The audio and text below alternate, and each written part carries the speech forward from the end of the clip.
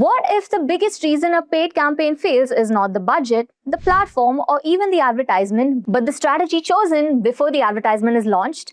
Digital advertising revenue in the United States reached a record of $294.6 billion in 2025, increasing it by 13.9% compared with the previous year, which shows how strongly businesses now depend on paid digital channels to reach customers and generate measurable results. Paid campaign strategy simply means planning how a business will spend money to place advertisements in front of the right people and encourage a specific action, such as visiting a website, submitting a form, installing an application, or making a purchase. Online advertising platforms allow businesses to select campaign goals, targeting, advertisements, and budgets while measuring the actions generated by those campaigns. But in the current scenario, campaign management is no longer limited to manually selecting audiences and adjusting bids every day. Google Smart Bidding can automatically change bids during each advertising auction to optimize for conversions or conversion value, while Meta Advantage Plus uses automated systems to support audience selection, placements, budgets, and creative delivery. And this makes paid campaigns faster to manage, but it doesn't remove the need for human planning. A platform cannot decide what a valuable lead means for a business, why a customer should be choosing a product, or whether a landing page delivers what the advertisement promised. Now, this topic is very important because every click costs money, and the small mistakes in the objective, audience, or offer tracking can quickly consume the campaign budget without producing useful results. Understanding paid campaign strategies helps marketers connect customer needs with clear objectives, relevant advertisements, realistic budgets, and meaningful performance metrics, so the campaign is not just judged by how many people clicked, but whether it created an actual business result or not. Now let's move on to the course agenda. Paid campaign strategy. Understand how the objective, audience, advertisement, and landing page work together. Campaign objectives. Learn how to select a clear and measurable business outcome. Customer funnel. Understand how advertising messages changes across awareness, consideration, and conversion. Audience and value proposition. Identify the right customers and communicate a relevant benefit. Landing pages and retargeting. Convert interested visitors and reconnect with users who did not take action. Budget and bidding. Plan campaign spending and choose an appropriate bidding approach. Campaign automation. Understand how advertising platforms support targeting, bidding, and creative delivery. Metrics and optimization. Measure results, identify problems, and improve campaign performance. Before we move ahead, let me share something exciting that could completely change the way that you plan, launch, and optimize paid advertising campaigns. The advanced pay-per-click certification training offered in collaboration with Simplilearn is designed to help you get practical, industry-ready paid marketing skills. You will learn how customers search online, how the buying funnel works, and how to find and organize the right keywords for your campaigns. The course takes you through a compelling ad creation, keyword match types, negative keywords, ad testing extension, audience segmentation, remarketing, display advertising, and location, including language targeting. You can also explore campaign-based budgeting, bidding strategies, attribution, quality score, conversion tracking, reporting, and performance optimization. Through practical demonstration and industry-based projects, you will get to work with tools like Google Ads, Google Keyword Planner, Google Analytics, Google Tag Manager, Looker Studio, Microsoft Advertising, and YouTube Advertising. Whether you're a student, digital marketer, sales professional, entrepreneur, business owner, career switcher, or someone looking to generate better results from online advertising, this course can help you confidently create campaigns, reach the right audience, track every important click and conversion, and make smarter decisions that drive measurable results. Now, before we move ahead, here is a quick quiz question to test your understanding. What should a marketer define first before launching a paid campaign? Is it A, campaign objective, B, advertisement color, C, logo position, or is it D, posting time? Let us know your answers in the comments below. A paid campaign is not simply an advertisement that appears after businesses add money to a platform. It's a planned process that connects a business goal with the right audience, message, budget, and customer action. Now think about the last advertisement that you clicked. What made you stop to pay attention? Was it the product, the offer, the visual, or the message? Now imagine an online learning company promoting a data analytics course. The company may want to increase awareness, collect leads, or generate direct enrollments. Even though the same course is being promoted, each of these goals require a different campaign structure. An awareness campaign may focus on video views or reach, while a lead generation campaign may direct people to a form. A sales campaign may focus on completed enrollments, and this is why strategy must be clear before the advertisement is created. So a complete paid campaign normally connects 6 different elements. First, the objective, audience, offer, advertisement, landing page, and measurement system. And when these elements support one another, the campaign has a stronger chance of generating useful results. And when they are disconnected, even a large advertising budget can be spent without creating meaningful business value. So, before choosing a platform or designing a creative, the marketer must first decide what the campaign is expected to achieve. Now, every paid campaign should begin with one clear and measurable objective. Now, before we go further, what do you think is more useful for a business? Is it receiving 10,000 website visits or is it generating 500 qualified leads? The answer depends on what the business is actually trying to achieve. So the objective tells the advertising platform what kind of result the business wants and helps the campaign team decide how success will be measured. Now, common objectives include increasing brand awareness, generating website visits, collecting leads, driving application installs, and producing online sales. For example, a real estate company may want users to book property visits, and if the company is optimized only for clicks, the platform may find people who frequently click advertisements but never submit an inquiry. Now, the campaign may appear active because the website receives traffic, but the actual business goal is not being achieved. A better objective would be completed inquiry forms or scheduled property visits. The objective should therefore represent a valuable customer action. So instead of saying, we want more traffic website, the team should be saying, we want to generate 500 qualified leads at an acceptable cost. Now this creates a clearer direction for targeting, budgeting, and measurement. And once the objective is decided, the marketer can select the correct conversion event and performance metrics. Now, the next step is understanding that customers at different stages of the buying journey should not be receiving the same message.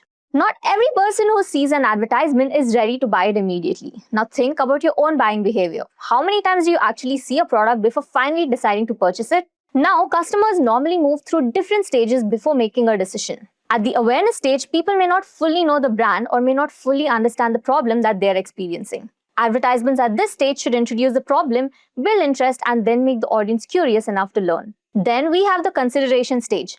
People here understand their need and begin comparing available solutions. They may look at product features, customer reviews, demonstrations, pricing, or case studies. Finally, we have the conversion stage. Here, the audience is much closer to taking action. Now, these users may have visited the pricing page, downloaded a brochure, started filling out a form, or added a product to the cart. The campaign message should change at every stage. For example, a first-time viewer may see an advertisement explaining why cybersecurity skills are important.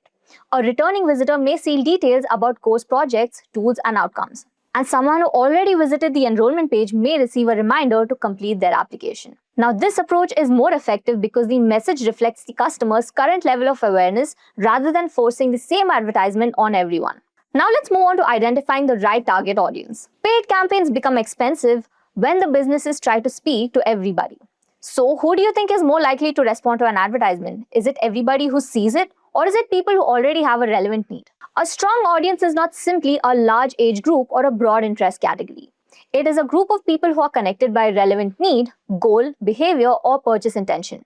Now, consider a company promoting a project management course. One audience may include fresh graduates preparing for their first job, and another may include working professionals aiming for a promotion or a career change. Now, both groups may be interested in the same course, but their reasons for enrolling are different. Fresh graduates may respond to job-ready skills, beginner-friendly lessons, and practical projects. On the other hand, working professionals may care more about flexibility, leadership skills, and career growth. Marketers can understand these differences by studying customer reviews, search queries, website activity, sales conversions, and competitor feedback. Now, the goal here is not to create an overly complicated customer profile. It is to answer 3 practical questions. What does the customer want? What is preventing them from reaching the goal? And what message would encourage them to take the next step? Now, when these questions are answered clearly, the campaign can create more relevant advertisements, reduce waste spending, and improve the quality of the people reaching the landing page. Now, after identifying the audience, the campaign must give people a clear reason to respond. Let me ask you this. If an advertisement only says, we provide excellent service, would that be enough for you to make a click? Probably not, because it does not explain the actual benefit. Now, this reason is called value proposition. Now, a value proposition explains what the customer will gain, what problem will be reduced, and why the advertised solution is relevant. A weak advertisement may say, we provide high-quality accounting software. Now, this sounds positive, but it doesn't really tell the customer what the software actually helps them to do. A stronger message, on the other hand, may be, create professional invoices in minutes without manually calculating taxes. Now, this version communicates a clear outcome and removes a specific difficulty. The value proposition should be focusing on the benefit that matters most to the selected audience. It does not need to list every single feature. For example, a time management application may offer reminders, calculators, reports, and team features. but a busy freelancer may mainly care about completing work without missing deadlines. The campaign should lead with that benefit. The same promise should remain consistent across the advertisement and landing page. Now, if the advertisement promises a free consultation but the landing page immediately asks for a payment, the visitor may feel misled. A strong value proposition attracts attention, creates relevance, and prepares the visitor for the next step. Now, the landing page is where interest must turn into action. Now, what do you normally do when you click an advertisement and reach a slow, confusing, or unrelated page? Most people leave within seconds. The landing page should continue the conversation started by the advertisement and make the next step easy to understand. Suppose an advertisement promotes a free digital marketing webinar. After clicking the advertisement, the visitor should immediately see what the webinar covers, who it's designed for, and when it's taking place and how to register. The page should not be distracting the visitor with unrelated products, complicated navigation, or several competing offers. A focused landing page should answer 5 important questions. What is being offered, who it's for, what benefit will the visitor receive, and why should the visitor trust the offer. This is including what action should be taken. The headline should communicate the main value clearly, while the supporting content including benefits, customer reviews, demonstration, credentials, and frequently asked questions should be there as well. Now, the call to action should also be specific. Register for the webinar here gives a clear direction than a button that simply says submit. The page should also load quickly and work properly on mobile devices because many paid visitors may arrive through mobile placements. Now, a successful landing page removes confusion, reduces hesitation, and helps genuinely interested users complete the desired action. Now, one of the most common reasons paid visitors leave a landing page is a lack of message match. Now, imagine clicking an advertisement for a free guide and reaching a page that immediately asks you to purchase a full program. Would you trust that page? Message match means that the advertisement and landing page communicate for the same offer, benefit, and expectation. Suppose an advertisement says download a free resume template, but the landing page mainly promotes a paid career program. Even if the program is useful, the visitor may feel that the promise has changed, and this creates confusion and reduces trust. The headline, visual, offer, and call to action on the landing page should therefore connect naturally with the advertisement. Message match is also important when a business targets different audience groups. For example, a software company may create one advertisement for a small business owner and another for large marketing teams. Now, the small business advertisement may mainly focus on saving time and reducing manual work. Now, the enterprise advertisement may focus on team control, reporting, and collaboration. Both advertisements can promote the same software, but they should lead to content that reflects the need to each audience. Maintaining consistency helps customers understand that they have reached the correct page. It also improves the quality of experience because the visitor doesn't need to search for the information that originally attracted the click. Now, let's move on to using retargeting strategically. Now, most customers don't convert during their first interaction with a business. Can you remember a product that you viewed online and then noticed again on another website or a social media platform? That is usually retargeting in action. Customers may be comparing options, checking their budget, waiting for approval, or simply not ready to make a decision. Retargeting allows the businesses to reconnect with the people who previously visited the website, viewed a product, watched a video, or started a conversion process. For example, an online store can create separate audiences for people who viewed a product, added an item to the cart, and started checkout. Now, these are the groups which should not be receiving the same message. A product viewer may need more information about the benefits or quality. A cart abandoner may need reassurance about the delivery, payment security, or returns. Someone who has started checkout may only need a simple reminder. Retargeting works best when the advertisement reflects the user's previous action. Repeatedly showing the same general advertisement may not create enough reason for the customer to return. So retargeting should also be controlled carefully. People who already completed the purchase should be excluded from unnecessary acquisition advertisements. The campaign team should also avoid showing the same message too frequently because excessive repetition can create irritation. So when used correctly, retargeting helps businesses stay relevant without restarting the customer journey from the beginning. Now let's move on to planning the campaign budget. A campaign budget should be connected to the value of the expected result. Now here is a simple question. If a business can earn only 500 rupees from a customer, would spending 2000 rupees to acquire that customer make sense? Usually it would not. Suppose a small business wants to generate 100 qualified leads and can afford to spend only 1000 rupees for each lead. The planned campaign budget would be approximately 1 lakh rupees. And this does not guarantee that every lead will cost exactly 1000 rupees. It simply provides a financial target that can be compared with the actual campaign performance. The budget may also be divided according to the customer funnel. A business may be using a part of that budget to reach new audiences and another part to retarget interested visitors and a smaller part to test the advertisements or landing pages. One common mistake is spreading a limited budget across too many campaigns. When each campaign receives very little spending and very few conversions, it becomes difficult to understand which audience, advertisement, or bidding strategy is working. It's often better to begin with a smaller number of focused campaigns, collect enough data, and then expand gradually. Now, the campaign team should also consider the complete business economics. A lead may cost 800 rupees, but if very few leads become paying customers, the campaign may still be unprofitable. Now, budget planning should therefore consider both the advertising cost and the value created after the conversion. Now, let's move on to selecting the right bidding. A bidding strategy tells the advertising platform which result it should prioritize during campaign delivery. What should the platform try to generate? Is it more clicks, more leads, or is it more revenue? The answer depends completely on the campaign objective. A traffic-focused campaign may optimize for clicks when the initial goal is bringing users to a website. A lead generation campaign may optimize for a completed form. An e-commerce campaign may focus on purchases or the value of those purchases. Target CPA aims to generate conversions around a desired average cost per acquisition. Target ROAS focuses on generating revenue according to a desired return on advertising spend. Maximize conversions attempt to generate as many conversions as possible within the available budget. Now, these strategies can consider signals such as device, location, time, and previous conversion behavior. However, automated bidding is only as useful as information that it receives. Now, if the business counts every single button click as a conversion, the platform may begin finding more users who click buttons without becoming customers. And that is why conversion tracking must represent a meaningful action.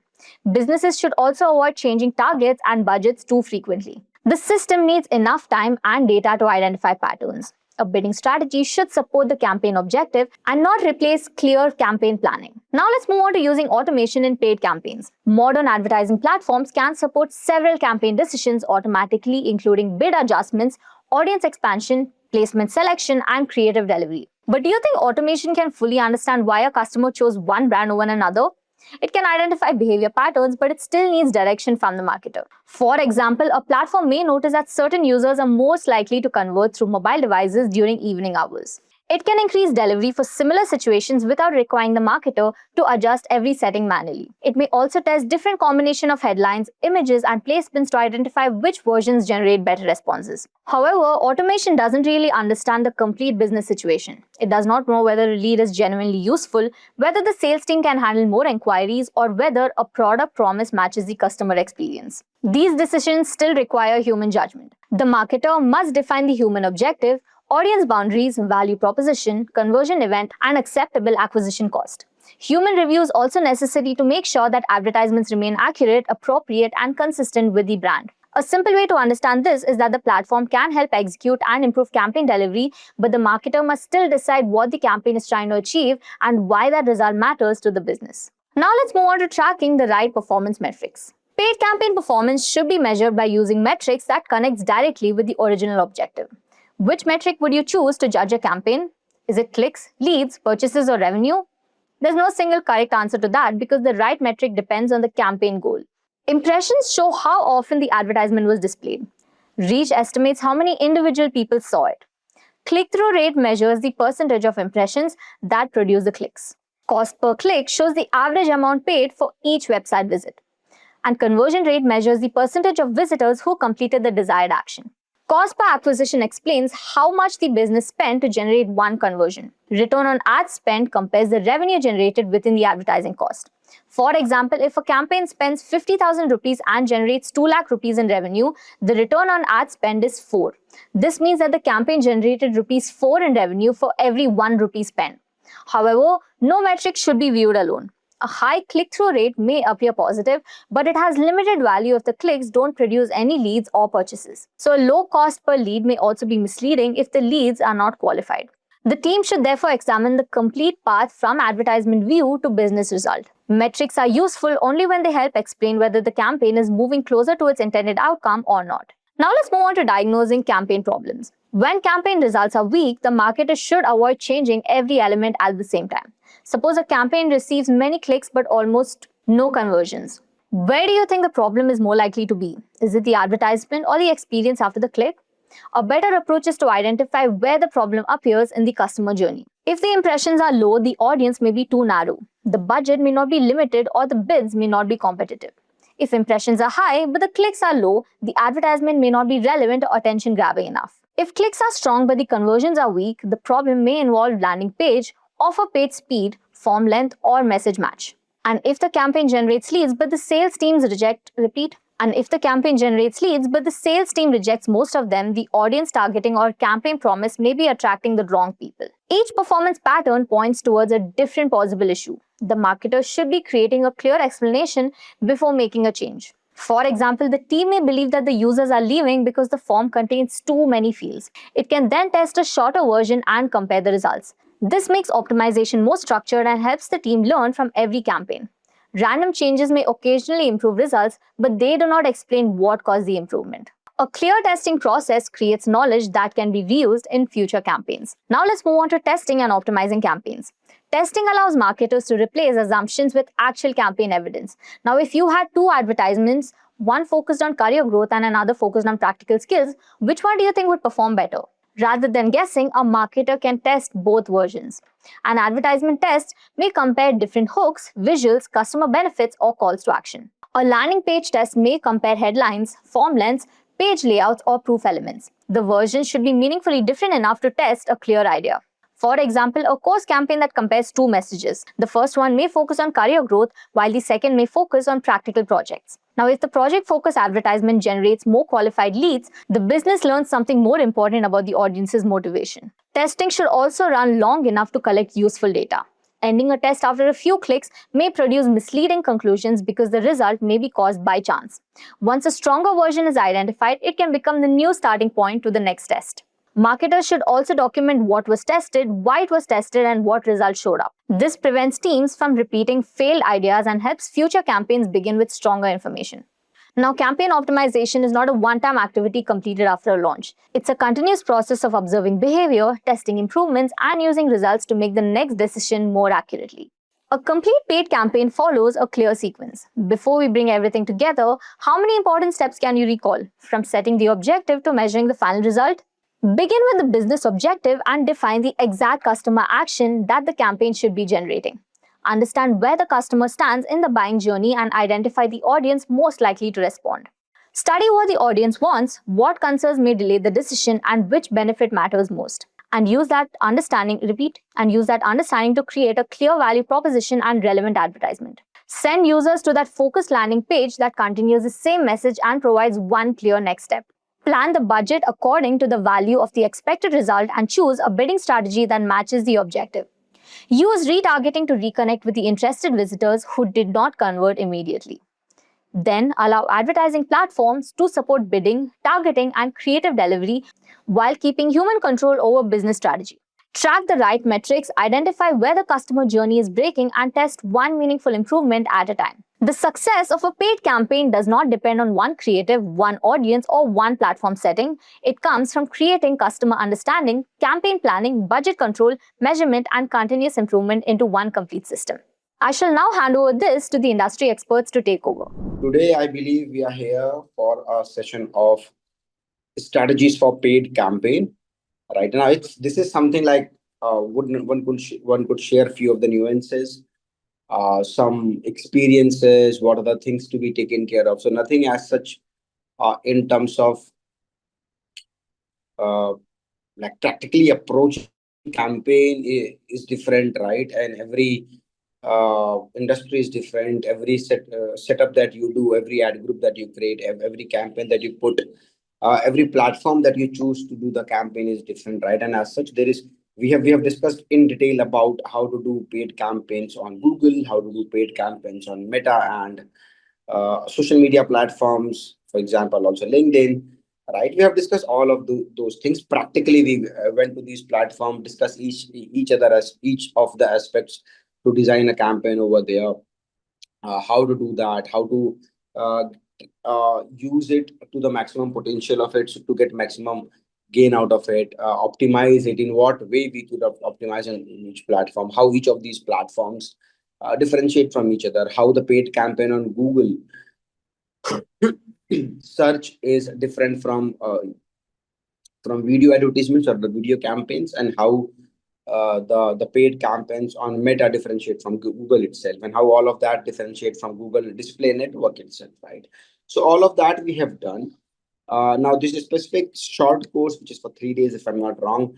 Strategies for paid campaign is about, not about now going back to the tool and how to do that and what and in what sense, right? Because this is very subjective, but this course is rather to refresh and also to share experiences, to engage in a dialogue, that what could, there are few things, few nuances, few steps that we could take, and we should few things that we must be aware of before we designing a campaign to make it better. Now it can varies from industry to industry, it can varies from campaign to campaign, but there are few things which we must know depending upon the size, depending upon the quantity, depending upon the budget, depending upon the industry sector, or any of these things.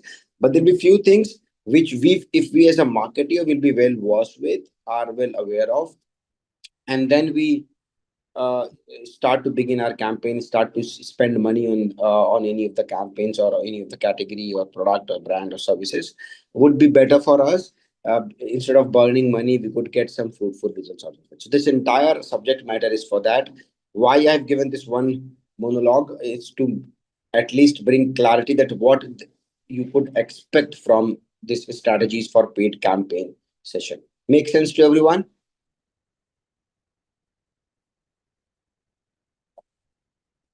Is it absolutely clear to all of you? Okay, great. Now, once that's being said, uh, before we begin, if you guys have any questions about any of the previous topics that we have covered so far, I believe we have covered quite a few from SEO to SEM, SMM, and all sort of things. Uh, if there is any doubt or any random query, also anything that you have in mind, anything that you want to share, anything that you want to speak about, or want the public overall to know over here, please do let me know, and then we will proceed further. If there is anything, and if there is any input needed from my side, would be great. If it's just something that you want to share, that also is well accepted. And if there's nothing, then we are good to go. This is what we are here for to discuss, and hopefully we will bring a value to it. I'll try to share some experiences, some basic input, some basic stuff that we must know before we set up a campaign, how it works and what it works, what all things we need to do, rather. Right. As I said, it's a macro aspect about the paid campaigns, because it's largely, we are not talking about how to go for a campaign and design and all sort of things. It's by and large, we are talking about some of the macro aspects that play a role, that plays a role when we are doing a campaign, right? When we are setting up a campaign, right? And it's largely about, if you remember, we have covered SEO and SEM, which is called, and then SMM. So one part of that is organic, right? Organic means search engine optimization, and then also the strategies for that is organically building traffic, organically driving traffic to your content, to your website, to whatsoever that you're creating, right? And that is different strategies altogether. How to do that, what to do that, those are different things. Right now we are talking about excuse me. Right now we are talking about strategies for paid campaign, which means first we are spending money to get traffic, we're spending money to get leads, we're spending money to get the tractions on our website, platforms, apps, or whatsoever we are targeting upon. And then the strategy to emphasize the fact that whatever that money could bring to me can bring in better numbers. So whatever money we are spending, if it has a potential to get X amount of reach, lead, or whatsoever, what are different things that we could do that will then help me enhance the reach, right? And that's why I said it's a macro aspect. Few elements, few basic things we could do. And then by the nature of it, it's become inorganic.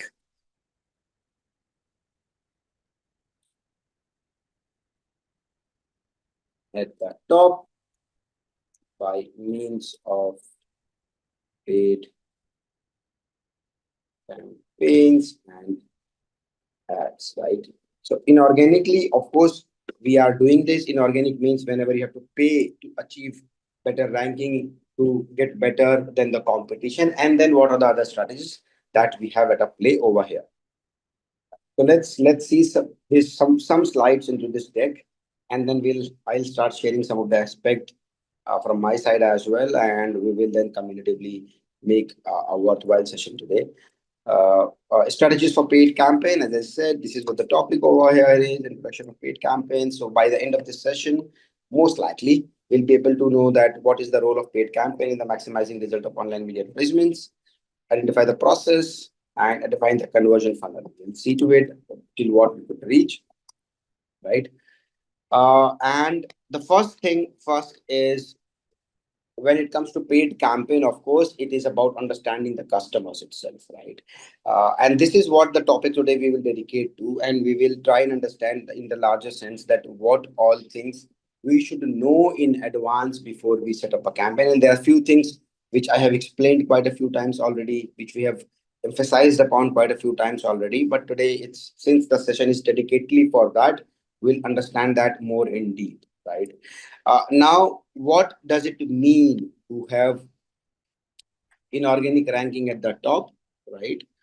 Uh, the basic idea that what all strategy we should be doing it, right? To get maximum output or traffic, maybe clicks, maybe conversions, or whatever the goal you have, achieve our goal with the best possible campaign from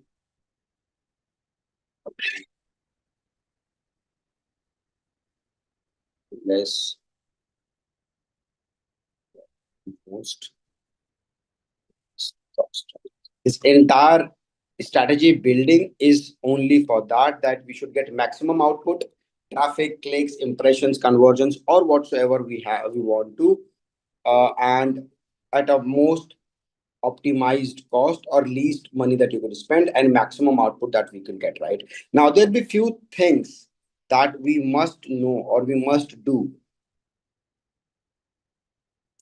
There are few things we must focus upon. There are few things we must should know, and then to get this maximum output. Any idea what are the things we should be pre-ready with? We should be pre aware of before we set up a campaign. What are the few things prior understanding, prior starting or burning our money, prior starting to build up a campaign? What are the few things? This entire topic is all about that. What are the few things that we must be aware of, clear in our mind before we set up a campaign, before we do a paid campaign? And in that, the first thing that I always say is the metric that we need to capture. Because since remember, it is a paid campaign, right? It is the paid campaign, and if you don't know that what you and that covers under the objective itself, if we don't know what we want to measure as a successful campaign, we don't know, we will never be able to know that even if it's working or not working. If your goal is to get more reach, and then you're measuring the success of a campaign by the lead that you have converted, it will always looks like a failure, of failed campaign. And that's why the objective is very important, or more precisely the matrix. We have to be clear, because in while setting up a campaign, you can set multiple metrics. Remember, you can go for cost per click, cost per impressions, leads, reach, whatsoever. Same is with the social media campaigns. You can have multiple inventories where you can run the campaign, and multiple ways to measure that. But if you don't know that what exact metric you want to measure, what exact metric defining which will define the success or the failure of a campaign, you will always keep on burning the money without knowing that what had happened, right? So what does metric means is that what is the importance of it should be clear, that what we want to capture, right? and if the measurement of that defines the success or the failure of the campaign. Always remember that. Right? Like for example, what are the few for my campaign? What are the most important matrix? Right? It could be for me CTR. Now you all are aware of CTR rate. If I explain anyone who would like to explain that, it's kind of a refresher as well. So CTR, right? Now for me, for the success of the campaign, I want to measure the success of the campaign not because of the not on the basis of leads that I've generated, not based on the sales that I've done, not based on the acquisition that I've done. I want to measure if I'm running a campaign, I'm a new brand, and I want to measure what kind of CTR rate from X amount of money that I've invested. Uh, what is the CTR rate that I'm able to achieve will define the success of the campaign. So I'm clear in my mind that CTR rate is something that I want to measure, and then the entire backward integration will happen based on the CTR rate because I need maximum CTR, which means I need more impressions and a good amount of that impression getting converted into clicks, and accordingly I will design the campaign. Right, designing the campaign plays a very important role. You design a campaign differently to convert. You design a campaign differently to get sales. You design a campaign differently to get more leads. You design a campaign to get more reach. You design a campaign to get more clicks. You design a campaign differently to get more impressions, right? Because the color scheme, the banners, the visual aspect, the copy, the taglines, the headlines, the descriptions, everything differs. Everything changes as we define that what you need to measure. So always be clear that what you want to measure, what are the metrics that you want to capture for a particular campaign, and and then accordingly the designing of the campaign changes. If I have not decided that and then I've just randomly put a campaign and I don't know what to measure, and I'm measuring everything and anything, I will not be able to bring a conclusive output out of it, and then the entire maybe the campaign is running and keep on burning, but I'm clueless, and then I'll just re-release the campaign again and again and again and remain in the dark. While addressing that, nobody yet explain me what is CTR, and I've covered that topic earlier. Ratio, I guess, I guys, if you are attending the lectures, please be attentive. These things I've explained earlier, ratio of click to impressions. And I will cover this again in the analytics session, but we will talk about that right now. So if I want to measure the matrix and this particular matrix that I want to capture, I let's say I want to desire the success of a campaign on basis of CTR, then I would know that what is the category standard as per the campaign type, as per the industry type, and then I will see that what am I able to achieve as per the industry standard or not. Am I able to spend as per the industry standard, as per the campaign type, what kind of campaign I've done, whether it's a search campaign, whether it's a display campaign, whether it's a social media campaign, and what usual CTR rate through each of the campaigns. So as per the standards of the category, as per the standard of the campaign type, if I'm able to achieve the CTR rate as per the average standard, my campaign is successful, right? Then there is very common thing when we talk about strategy of for paid campaign is the conversion rate and the conversion ratio, right? Always try to make it better from the past, what you have done today, and let's suppose you are running, of course, at the end of the day, any business is running to focus more on the conversions to bring more sales, to bring some numbers to the kitty, right? So the conversion rate, we will be talking about all these numbers analytics part when we'll have an analytical session, but I'm just adding few for the example. Let's say conversion rate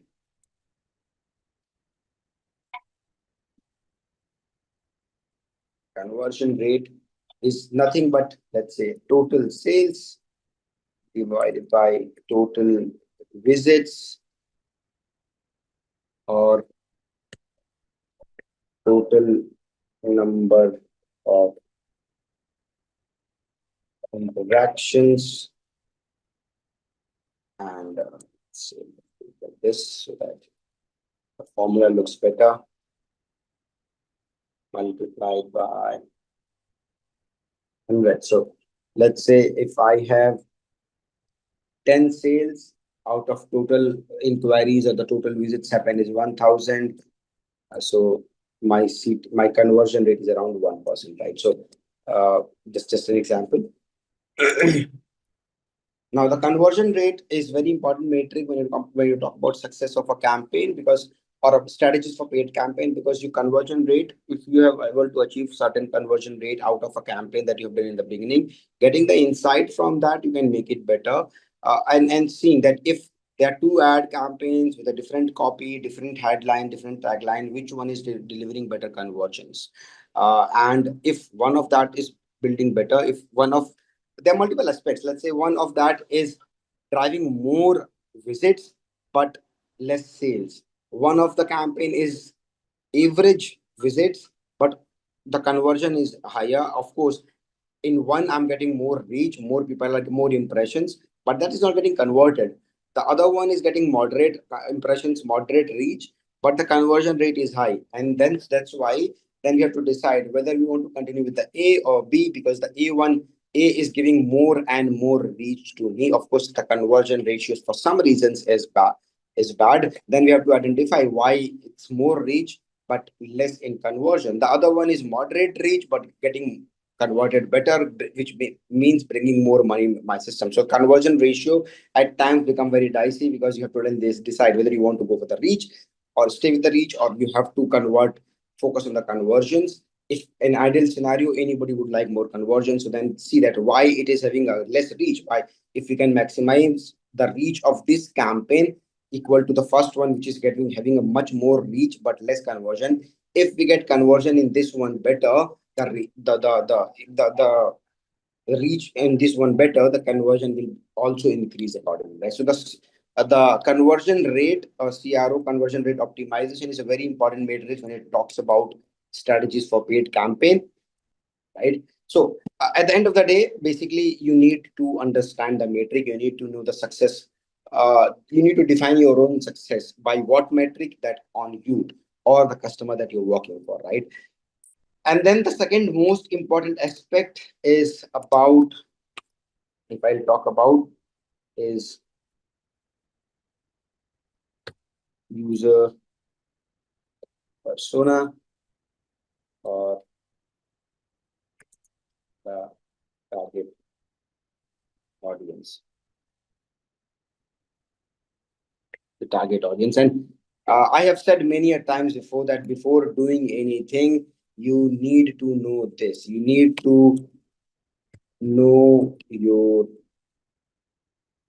audience, and there is no shortcut to it. There is no shortcut to it at all, because without knowing your audience, there will be nothing that you could do. You may be targeting for X, Y, Z, and your audience is ABC, then your entire campaign will go for a failure, right? Knowing your audience, it's easy to say that I know your audience, and then how many times you might have heard of this, that your product is still not able to find its fit in the market. What does that fit means? It means that it doesn't able to define its target audience. It doesn't able to find the right kind of audience who will be picking this product or who will be buying this product. And that's very, very important. It looks a small topic when it comes to paid campaign, but most of the campaigns or the most of the brands spend burning their money, millions of their rupees, doing everything right, but just targeting the wrong audience, or maybe targeting multiple diverse audience, which is not the right fit for them. And they will do that mistake. Before jumping on to doing a campaign, see, digital marketing is a great tool. It will always give you numbers, but you do nothing, you just run a campaign randomly, you pay money, and you will get numbers. That is assured, because at the end of the day, somebody will searching for it, somebody will looking for an ad, somebody will looking for a reel, some reels on the Facebook or Instagram, or stories on the Facebook and sort of things, right? You will get numbers, but will that number that you get is of any use? Will that number is of strategic use for you? Is that number is a real target for you? Is that number bring any added value to your brand? Is what matters. So it's a very, people say that I get numbers, but is that number relevant? That's where the biggest problem is. And that's why it said that things you should know before you're doing this part, right? You should be clear on this part. And In this part comes the matrix, and then the most important part is called knowing your audience, or know your right. It could be based on multiple factors. What are the factors? I would like to hear from you all, and then we'll go further in this and make it more interesting. What are the factors in when it comes to target audience or knowing your audience, right?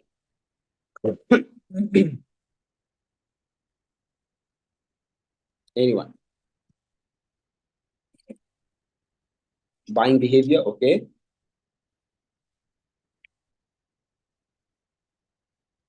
Anyone else?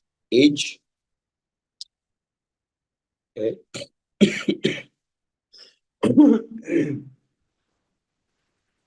Rightly so.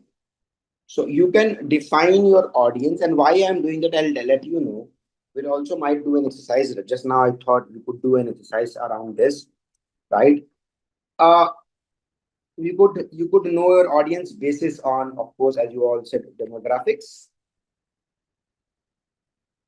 geography,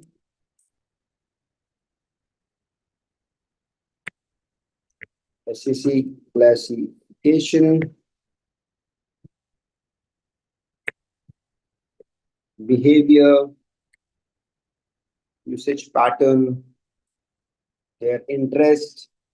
Now, some of I'm mixing it. Some of it is based on the SEO part. Some of it based, sorry, search engine marketing part. Some of it might be based on social media part.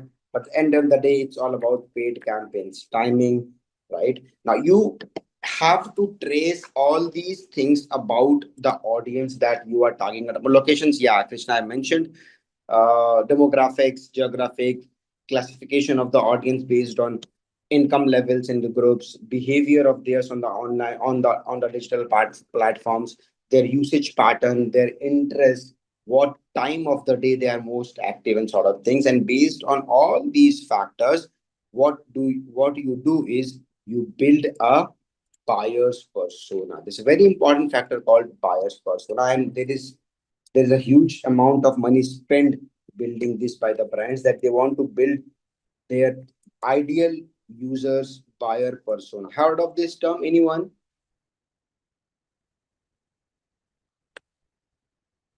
Buyer's persona, right? Now what does buyer persona means?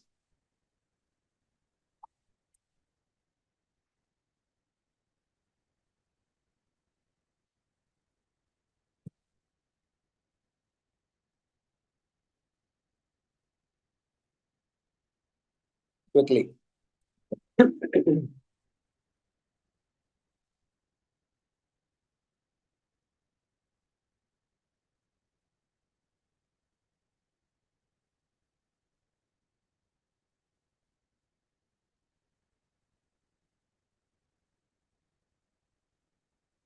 Taste and preference. Buyer's persona largely means, yeah, it's as I believe Sarthak has mentioned, a buyer persona. So most of the companies spend money to do the research, to do all those things, to do product feeding, product seedings initially, spend money to understand the customer behavior pattern, their problems, their ideal solutions, what they prefer, what they do not prefer.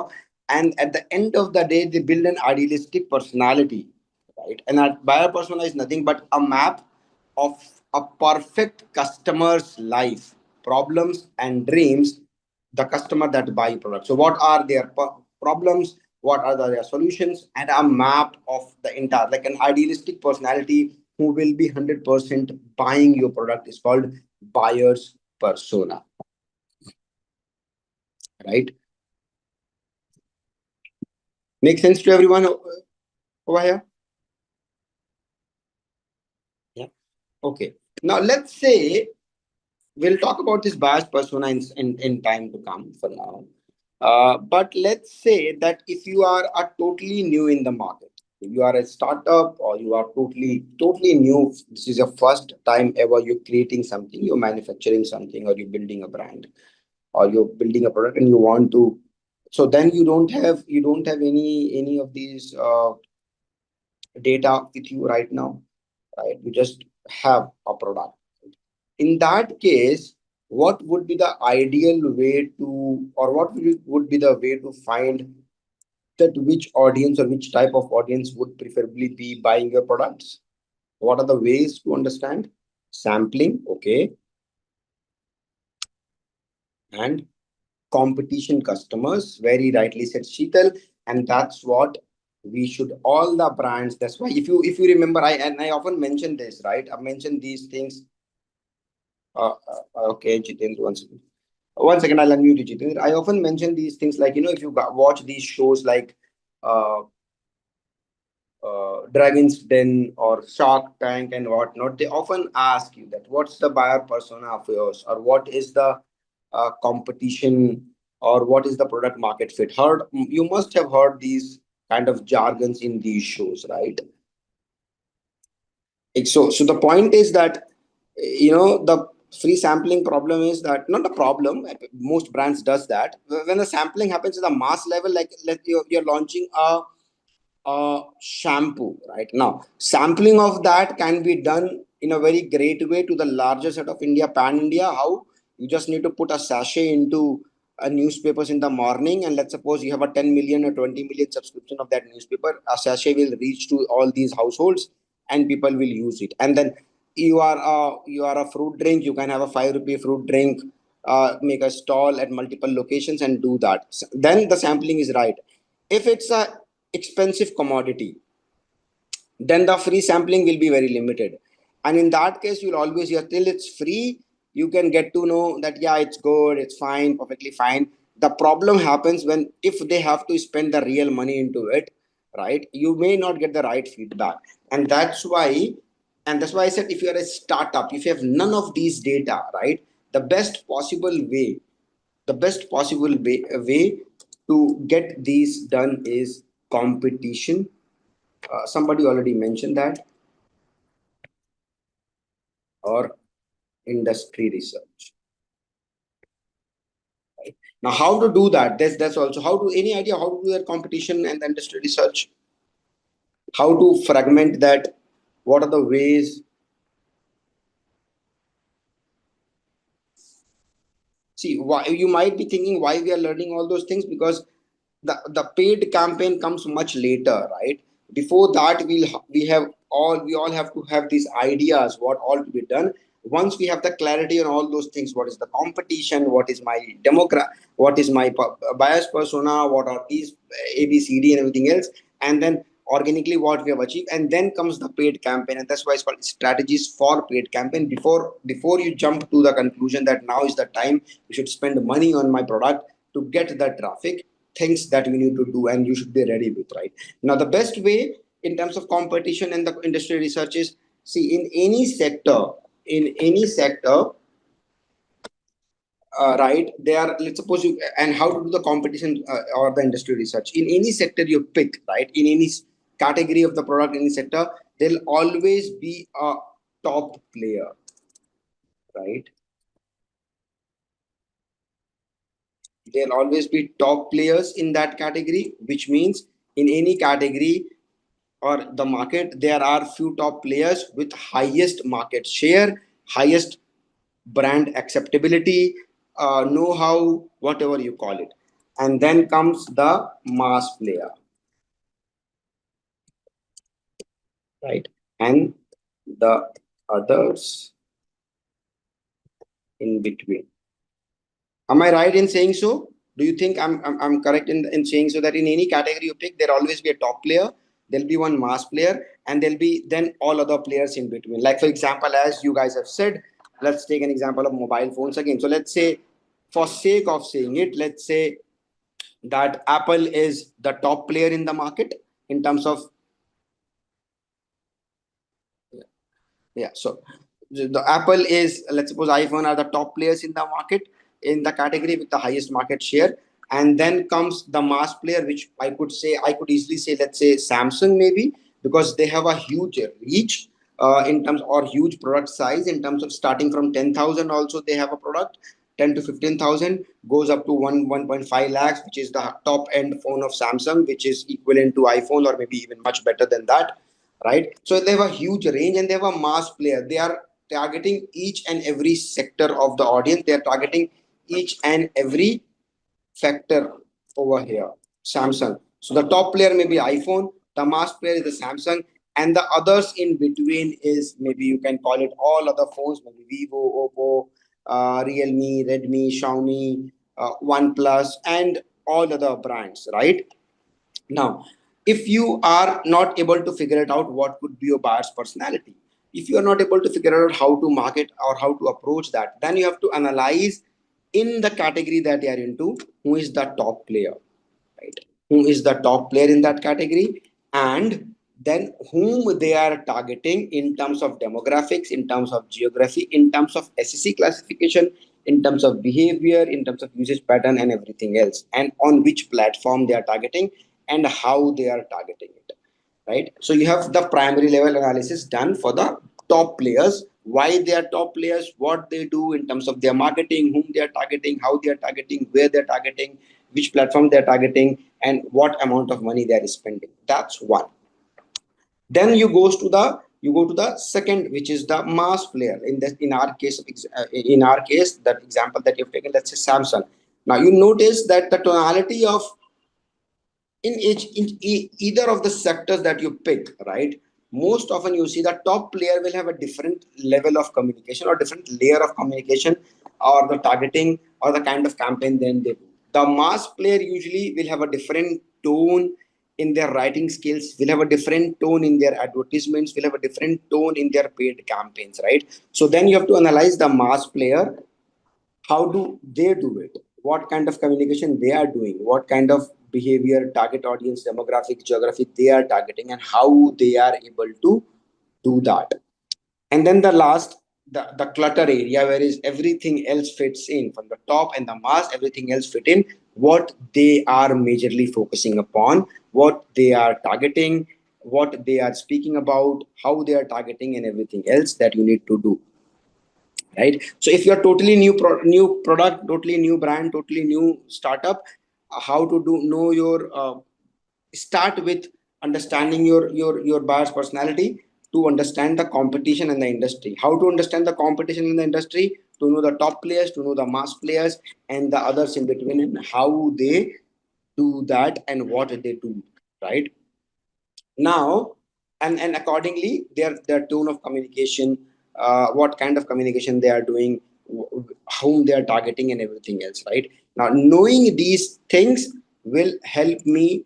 First, knowing this will help me at least understand that where does my product fit in, whether we could be one of the top players in the market, whether we could be the mass player, or we are something substantially, maybe these two groups are very big, fit in the other group, the third group, right? And take the larger chunk over there, or we are none of these, because we are not talking about either of what they are doing, and we are definitely creating a different category altogether, or a subcategory altogether within an industry, right? That this entire research will give that clarity. So all these things, knowing all these things, first thing this thing, and also the competition, will help in multiple ways. How? The first is, it helps to targeted campaigns. How you know that? Now I am able to, it helps me to, because the campaign is something that where we spend money, it's not organic, right? And if the better the campaign, the targeted the campaign, the specific pinpointed the campaign is, the less money I will be spending and the more output I will be getting, right? So knowing all these things, knowing your buyer's persona, knowing your brand personality, knowing your competition, and where do we fit in all of this, will help me design a much sharper or better targeted campaign. Secondly, it also helps if you are a bundle, or if you are just a dummy or a prototype right now, or you just testing the market, or you have not yet, it's like pre-money, or you have not yet uh, uh, uh, uh, launch the product, you have a prototype ready, you want to get ready for, but before that, and you want to do a campaign to promote that product, but before that you have done all those things. It will help to tweak and make changes according to whom you're supposed to target, and whether what you have created is what they want or they want something else, and you can make change accordingly. And among the players, where do you fit, what is missing, or you want to align with any of these players, or you want to be different, or what is missing in the market and what you can offer accordingly. Then you can make changes in the product itself before you campaign and project that a big product, or project that something on a huge level. In terms of paid campaign, you can make those changes early in the stage so that you can save a lot of money, right? So it helps. First, it helps to define the target audience more clearly, to target campaigns. It helps in developing product better. And then, who will explain me this? Effective resource allocation. If we know these things, if we just know things before the paid campaign we are doing, effective resource location allocations. Anyone? It's easy one, right?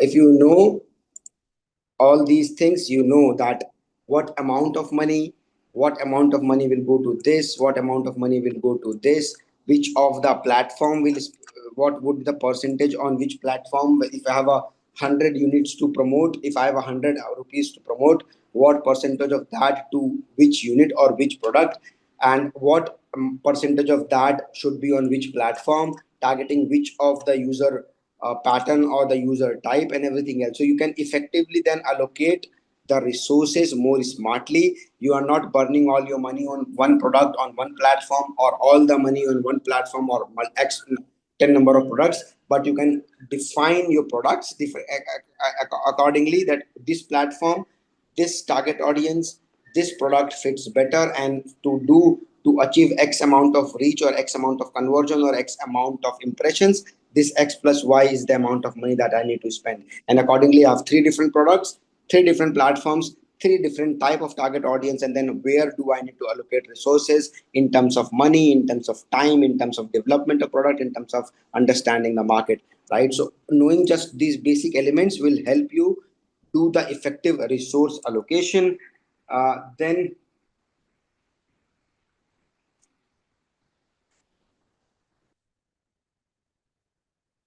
now, in the example of ours in this, do you all feel that there's a difference between an ad campaign from a Vivo, from OnePlus, from Apple, and from Samsung? There's a the kind of ad this you see, the paid advertisement that you might see on digital platforms as well are different, right?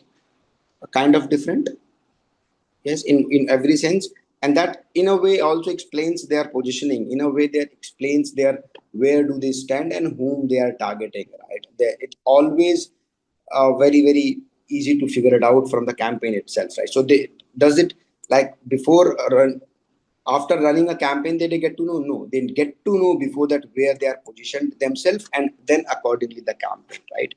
And then the most important factor, that is, you might have heard this question if you are a startup, or if you don't have any idea, or you've not done all of these things, is that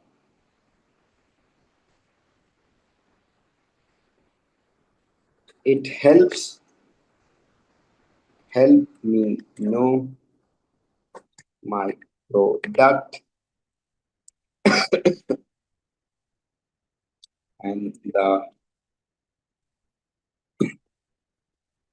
excuse me, the market fit, which is the most important thing in the times we are to know about our product. It helps me to know my product and what is the market fit for my product if I know all of these things over there.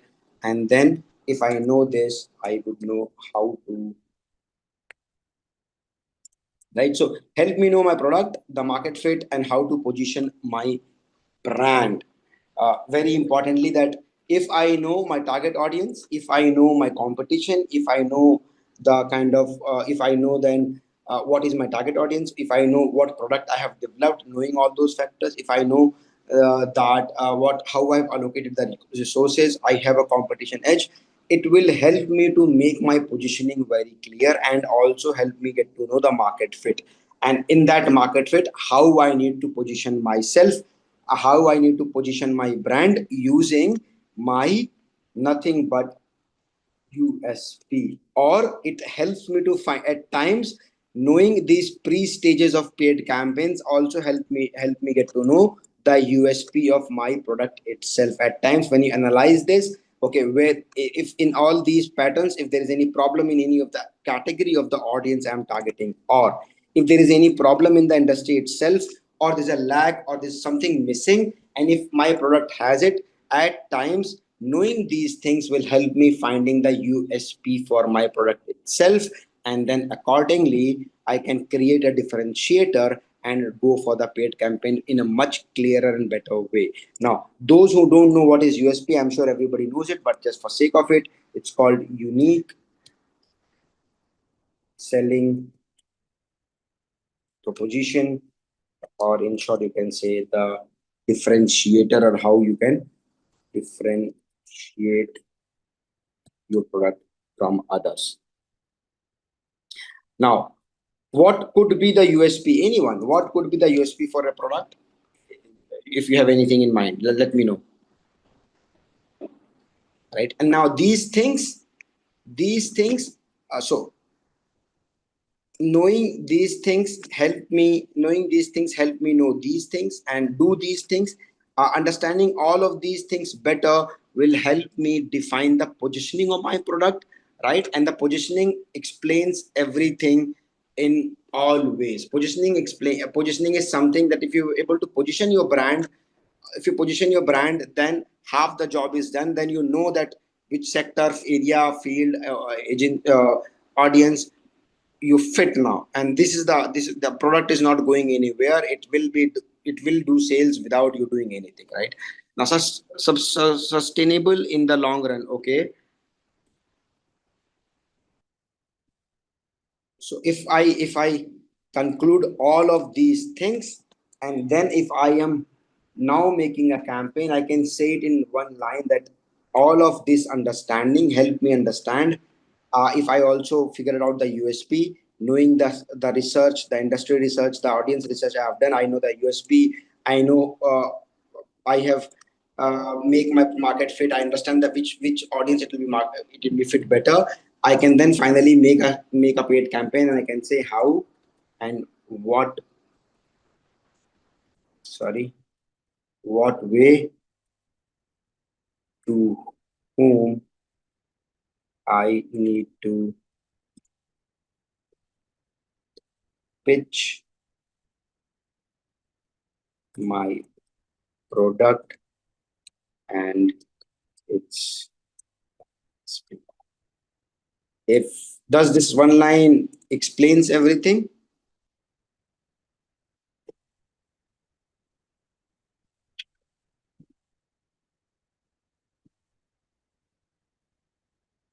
Great. Now, when it comes to USP, never ever, and now a few times I've seen a campaign as well, and a few times whenever I get in a dialogue with few people at some seminars, and also like during normal college or university visits, the usual answer comes is that you can pricing is our USP. Don't go, never go pricing as your USP, and pricing can never be a USP. As you might have now these days, people are much aware, people have seen all these shows and everything else, and pricing can never be an USP, right? Why do I say so?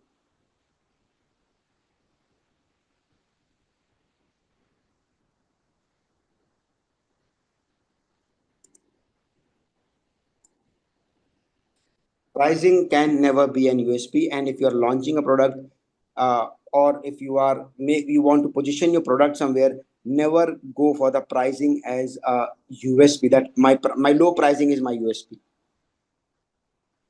Why do I say so? You can't sustain based on pricing. And also, then a very classic case of this, Bharat Pay. Are you aware of Bharat Pay? Yeah, it can be changed over a period of time, and I'll give you. It can be copied by competitors, yes, And that's why I'm saying, have you heard of this Bharat Pay example?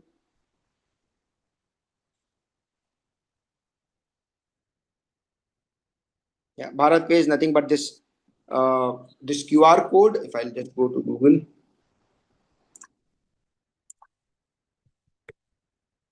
for the like this Bharat Pay QR code for to at retail stores, which supposed to have all the logos because it's like one QR code for all the kind of payments for Paytm to Google Pay to everything else, right? This is Bharat Pay.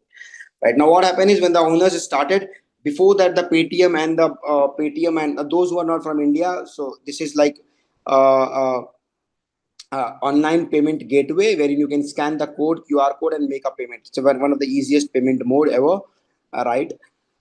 So what happened is Paytm and Phone Pay and everything else, all these other payment gateways of before Bharat Pay was there, and they used to charge 2% of each transaction to the retailers.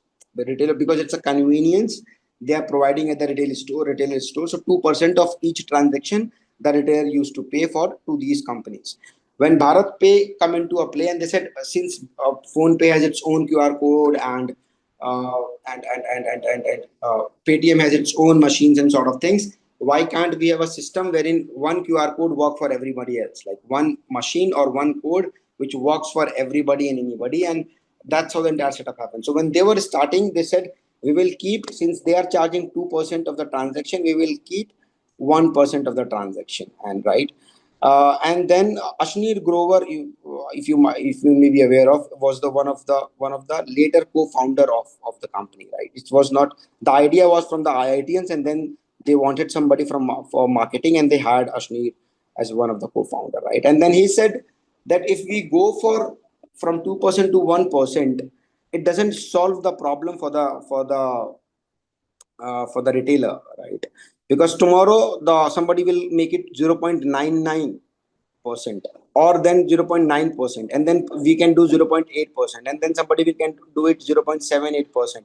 In decimals they can keep on playing, and then they will forever be trapped in this some percentage game and never be able to become a differentiator or define its positioning very clear or define its USP very clear, because you are just doing the same thing. You are also doing the charging, but just a lesser cost that can easily be replicated by anybody else, right? And that's when they decided to launch it for free. Like, we are not, there's no transaction charges, we will earn in some other ways, but we want to bring in ease and convenience to the users, right? So USP can never be the lower pricing, can never be the USP. Don't go for pricing. I'll write it down if need be over here, because most of the time people do this mistake. Pricing is a very good tool to market, and we will learn also how to, but it can't be your USP.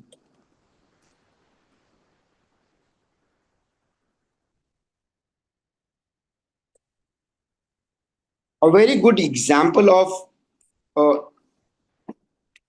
a very good example of trying to make pricing as a USP, and one of the biggest conglomerates, with all huge respect, right? And not that they are not aware of, might be something other things happened, but from my understanding, this also was one of the very important uh, key factors in the fall of a brand that I'm going to talk about is, and a very good example of wherein their entire focus was on pricing and trying to make a USP and positioning based on the pricing, and it failed. A very good example is of Tata Nano car. How many of you are aware of this,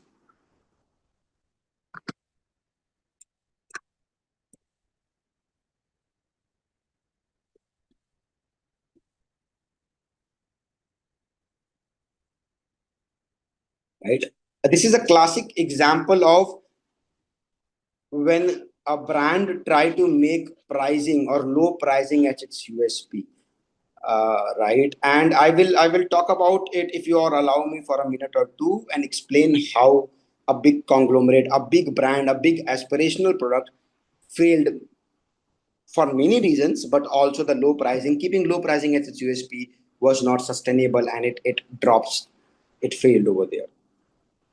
Or if one of you want to add some points to it before I do, please let me know.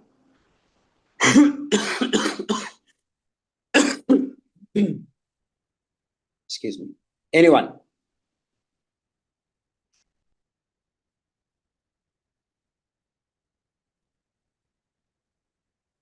See, if you all remember, I don't if it was time of 2005, 6, if I'm not wrong, or maybe little later than that, or maybe little earlier than that, right? When the Tata launched this entire Nano project, and this is 1 lakh rupee car, if I'm not wrong, right? Or 2 lakh rupees whatsoever. I believe it was 1 lakh rupee car, which was the idea. And the India's cheapest car is something, cheapest car is something what they started to promote upon. Now the problem with that is, first, the moment you say that it's 1 lakh rupee car or kept pricing as your tagline, you have to stay by that. Now, when you announced in an automotive, there's a lot many raw materials keeps on need to be utilized, and the pricing keeps on going, right? So it was very much clear that after the first batch, the Tatas will not be able to keep up with the price. It's not possible because the steel cost, the raw material cost, the batteries, the engines and everything else becoming expensive. Right? So they will not be able to continue then promoting the cheap 1 lakh rupee car or the cheap car or something like that. The second problem happen is the user mindset itself. Now let's say we are talking about 2005 or 6, you are selling a car for 1 lakh or 1.5 lakh, whatever the price, let's say, is, right? Those who have the capacity to spend 1 lakh, those who are in, which means you are not targeting anybody who is not having a 1 lakh rupees, the extreme poor. So, with all due respect, you are not targeting that. Now, anybody think of this way apart from some people? See, in India is a very aspirational country, right? People do aspire to bigger things.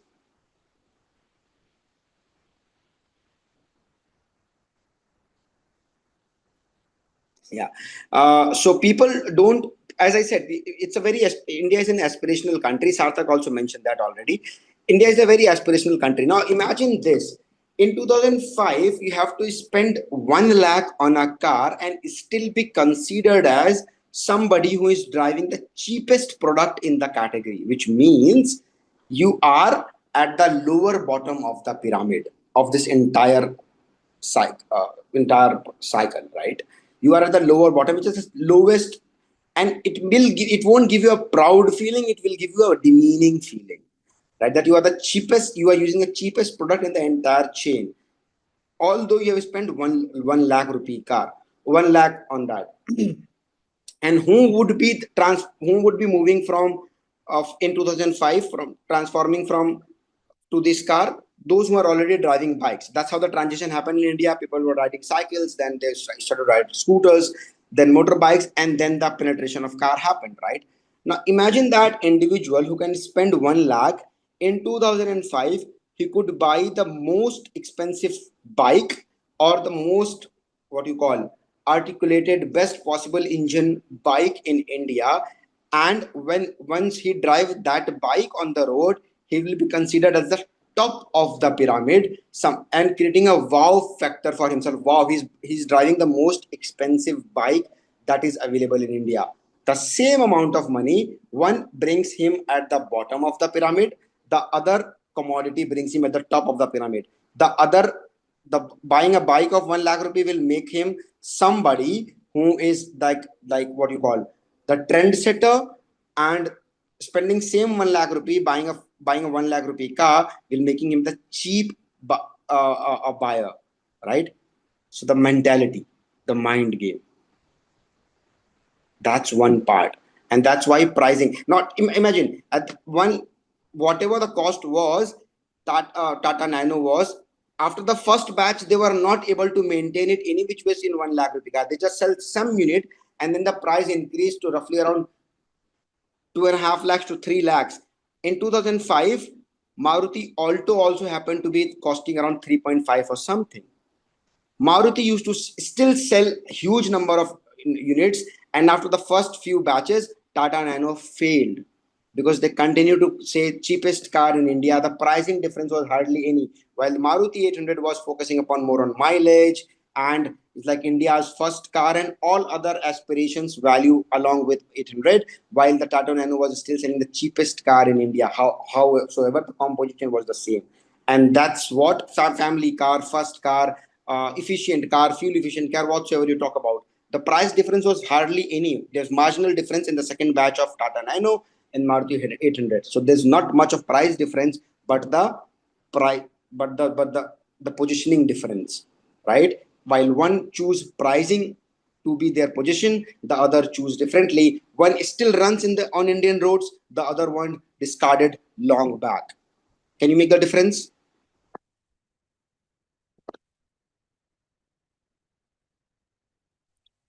Yeah. So that's why pricing can never be the USP. Yes, we can use, and we're going to talk about that. We can use pricing in a different ways for our promotion, for our creating campaigns, and different ways of pricing, different pricing, but not using that as an USP and continuing doing that and promoting that in advertisements. That will be a disaster. The moment you will choose pricing as your USP and do in the paid campaigns, you are burning money in two ways. First, you're burning money in making the campaigns and running the campaign, losing the audience, and also losing the product value itself. Right. So, in short, if I can say that you can't, now this is just a jargon, but it's created by me. So, I love to say that anywhere I get a chance, sell aspirations, because in India, at least in India, not because in India people aspire to look bigger. Even if they're spending 100 rupees, they want the best out of it, right? You can't be tagged that I'm spending money also and I'm using the cheap product also, or I'm buying the cheap product also. How many of you would want to do that? Rather, I'll buy a product with the same amount of money that will give me some gratification about myself, right? That was one of the reasons of Tata Nano disastrous failure, right? uh, yeah. Okay. So while we're going to talk about from here on further about the other topic, how many of you would like to do an activity quickly, a very interesting activity related to the topic, utilizing your whatsoever we have learned so far and also in this session? Can we do that? How many people we have here? What about others? It will be very interesting for sure, that I can guarantee. Okay, great. So let's practically utilize this in a way. What we have to do is uh, let me think over. Okay, so you have to you have to define a buyer's persona, like let's suppose you have done a research and then you have to pitch it to a client, a buyer's persona, that ideal, what you've discussed, an ideal buyer's personality for a product, which I'll give it to you. So you have to define the buyer's personality and a paid campaign strategy. Okay. Okay, all good. Only thing is, when you make a buyer personality, na, what happen is that you need, of course, everybody will be drinking water, and since it appears to be like that, anybody could be the ideal customer for that. But when you need to build a buyer personality, and then when you're thinking in line with, that's why I was writing notes when you were saying, when you have to decide based on the paid campaigns, you need to filter it down further, right? You can't sell it to everybody, even though everybody may be the market or the audience for you, right? So you start with age group, because I am eco-friendly water bottle. Now you have to define, when I'm selling eco-friendly water bottle, how I am selling it. So there are catch that I will be selling online, because I will be doing platform-based campaigns. If I said, now, can everybody will be the audience for that? No. Maybe people who are above the age of 45, 50, or our parents' age, not shopping online. They prefer going to the stores and they don't spend time on Facebook and Instagram and on Google, right? So that's not my audience, because see, one thing is the cause, which comes out from this bottle, because that's why you think that everybody could be the audience. But the other thing, that's why there was a trick, like kind of in this product itself, right? The other catch is that you are doing it for strategies for paid campaign, and then you're building the personality. So cause is one side, but you have to think from the perspective of defining and designing a campaign. If you see that what all we have discussed, that you build a buyer persona and later on, so that you can have the best optimum results. And here somewhere we wrote, we know our product and the market fit, how to position my brand, what is the USP, and more importantly, the right target audience and effective resource location. So we have to define then based on all of these. So what happened is, maybe if I would have done that, I would say my target audience would be age group between say 20 or 19 to 30, 35, all those college goers to the office goers, because that's the one who carry bottles day in and out and travel, because I'm selling bottle, not water. I'm selling eco-friendly water bottles. Water is the need for everybody. Maybe water bottle is not for everybody. That's one way. Then I'll be targeting a income group, let's say upper middle class, those who will be working for this, because I have to design the campaign based on this target audience and who will be able to buy that. Since it's eco-friendly water bottle, maybe there I'm using paraben free plastic or whatsoever, that comes later on. Because remember, the buyer personality and the competitive research also help me find out the product fit and the product development itself. So based on that, I would say that upper middle class, because since there's a price attached to the product, I'm selling it, I'm not doing any NGO work. Who will be, this will be the target audience who will be having this kind of payment bracket or position or designation. Then comes the personality, which we talk about. So the personality comes from the social media platforms, those who somebody like the environmentally friendly, environment conscious, liking those kind of pages, are also a sub or duplicate audience could be those who are into health and fitness, and talk about those things, right? Third duplicate or third kind of audience would be those who are tech savvy, who want quality over cheap products and ready to pay the premium. That will come out from the interest point of view from those social media groups and also the Google analysis that we do. Then comes the pain points that come from the interest. Somebody share anything about the durability, the plastic use and the pollution it's causing. Even the plastic that they are using or the steel case using are not totally health free. They do not. They have some health causes to it. And then comes the point that at personal level they want to reduce their personal carbon footprints and all those things. And after that comes the buying behavior.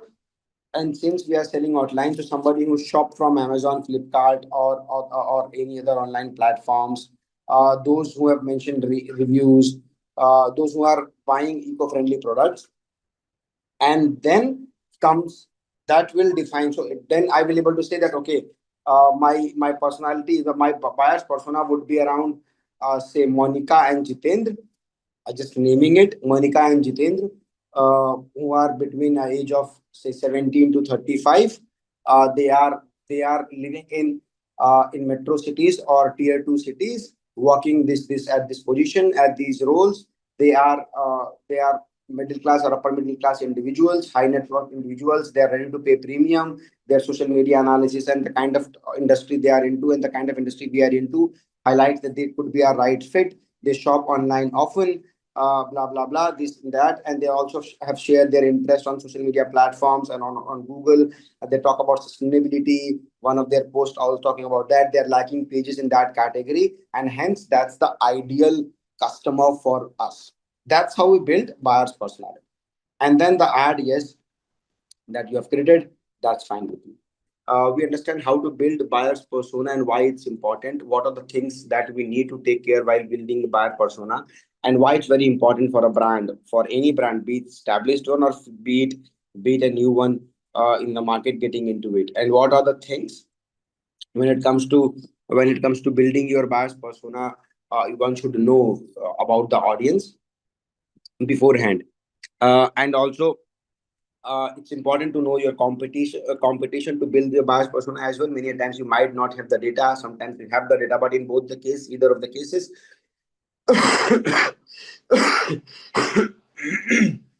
excuse me, in both the cases, it's very important to know that how the industry plays a role, how your competition is playing the role in that.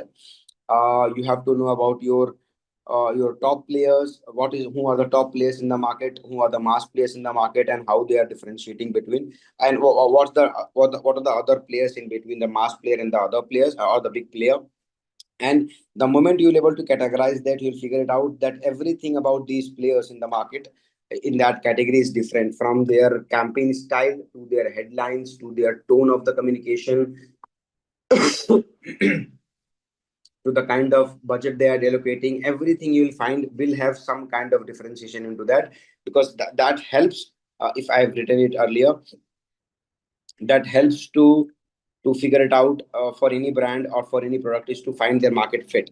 And that also is, since it's a secondary research, we could learn about it for our product also, doing a competition or the industry research, and we'll able to figure it out that whether in all these categories, where do we stand, where we can align our communication, our campaign, our money, and spend the budget accordingly, or we are not aligning in any one of these, and then we are creating something else altogether, and then accordingly the resources will be, because if you are not aligned with any of these and then you're totally starting a new category, then you have to spend more money in terms of paid campaign. You have to then go back to the boardroom, make few things well aligned before you start spending the money to promote the product, right?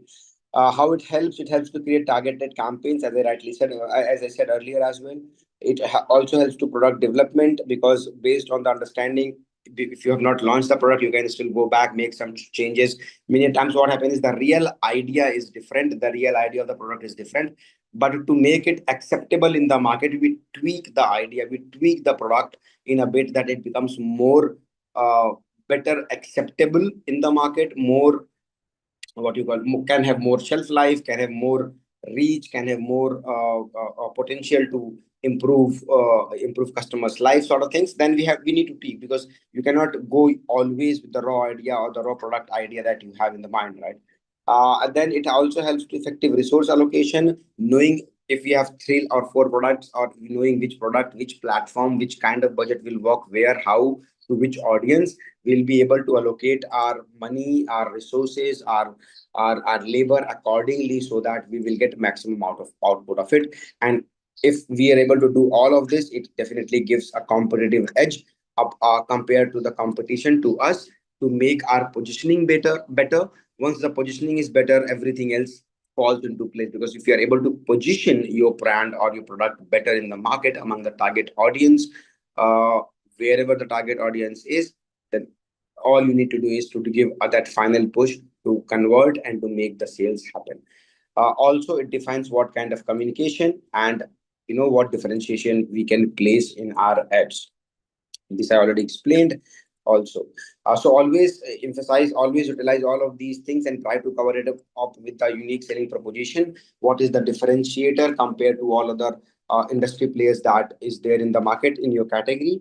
And then that's when you have all these things list by list available, from your basic indicators or the matrix, the matrix rather, to the consumer behavior, to the buyer's persona, to which platform, to how the competition is, to which player is doing what, which player is communicating what, which player is differentiating how, and what is my differentiation. When we have all these things, then is the right place when we can be able to pitch our product or create a good campaign, deciding upon how to do that, in what way we should do that, and whom we need to sell the product, right? And in doing so, we also understood that pricing can't be your USP. Pricing plays a very important role rather in the entire communication channel, in the entire setting up a campaign. Pricing plays a very important role to promote for promoting the product, for the campaign designing, for design for pushing the product to the market, whatever kind of marketing activity you do, but it can't be your USP. It can't be the differentiator. While at the periphery, it does plays a very important role. And that's why, if you remember the first course that we done about the digital marketing landscape, we learned about product, price, place, promotion, and price was the important factor of it. It's important factor along with the other piece, but it can't be the differentiator. Standing alone, it can't be the differentiator. And we have learned with few examples how and why it can't be the differentiator, right? After that, we've done some activity. We'll try, if at all it alive at all, whatever we have covered today, if it aligns with that, I'll think of some today as well and we'll do something. If not, we'll see how it goes. And that's all we have done. Okay. Since we know this is one of the important aspects of the entire marketing, uh, product, price, place, promotion. In that, price plays an important role, and we are also talking about pricing as a strategy in terms of paid campaign, right? What all type of pricing you guys are aware of? Are you is there anybody who's aware of pricing strategy, how the pricing has been decided, and everything else? See, there are multiple ways a brand can price itself, a product can price itself, and at times pricing become the strategy to market your product. And in most cases, pricing is the strategy to pricing is a strategy to make available in the product and make customer decide that what they want to go for and how they want to go for. But again, do not mix it. Do not say that just yesterday I said that pricing can't be the differentiator, and you can't say pricing can be the USP. I'm not saying pricing is the USP. I'm saying pricing will play a part in the strategy, or you can define pricing as a strategy to go in the market, and the users can decide the product according to the pricing at times, right? And that's what you learn, the different ways product and the brand price themselves and also market it. With example, we will try to understand that. So the first one is the very basic one. First, we know what is pricing is. So it's cost plus margin, whatever you add to your product. That's it is. I know this is not a finance class, so but just example, cost of your manufacturing, your service, your product, and any margin that you add is become your pricing. Your pricing to sell your at what price you will sell. That is the pricing, right? Now, the very first pricing is nothing but competitive pricing. Competitive pricing. This is nothing but very easy one to understand. You just do the market research. You know what is the average pricing of all the products in that category in the market, and then you don't want to establish yourself as a cheap product, comparatively lesser known product or less product in the market. The mistake that Tata Nano has done, because Maruti Alto was already there and they were not selling at a low price. Now their aspiration was different, but since that made a tag of cheapest car, and that failed the entire product, right? So don't do that mistake. Competitive pricing means you do the dipstick survey, you do the entire market research about the industry, about your competition. Guys, please let me know if I'm going a little fast or slow. I'll accordingly change myself if at all anyone feels that way. Right? You know that this is the pricing, whatever the pricing is, and where do you want to play in this category. You check the average pricing, and that's why you might have seen. And again, I keep on giving you this example of all these shows, right? Where in Shark Tank or Dragon's Den and Elevator Pitch and whatnot, they keep on asking how pricey or how economical you are when it comes to your competition. Why in such a show also, for such all big businesses, they keep on asking this, because pricing does play a role, that how you want to first, how you are placed vis-a-vis with your competition.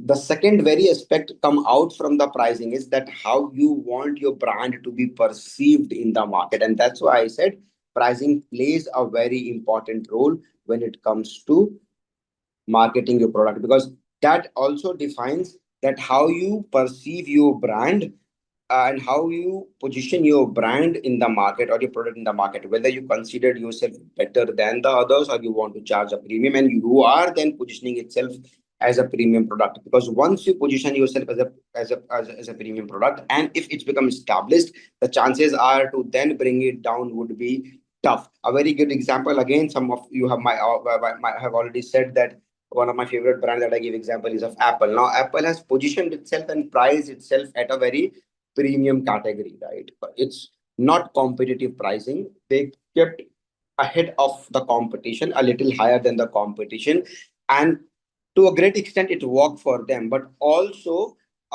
nobody talk about that, or maybe nobody have noticed this. But if you just think and realize it, Apple also tries to then to some products bring down the prices, right? And they launch some of the mediocre products like SE or CE kind of iPhones, and all of these phones never get succeeded because once you place yourself there, even if you try to bring the price of the product, to do so what you have to do is you have to launch a mediocre product because you can't now totally make the product price of that product half to what you have positioned yourself, right?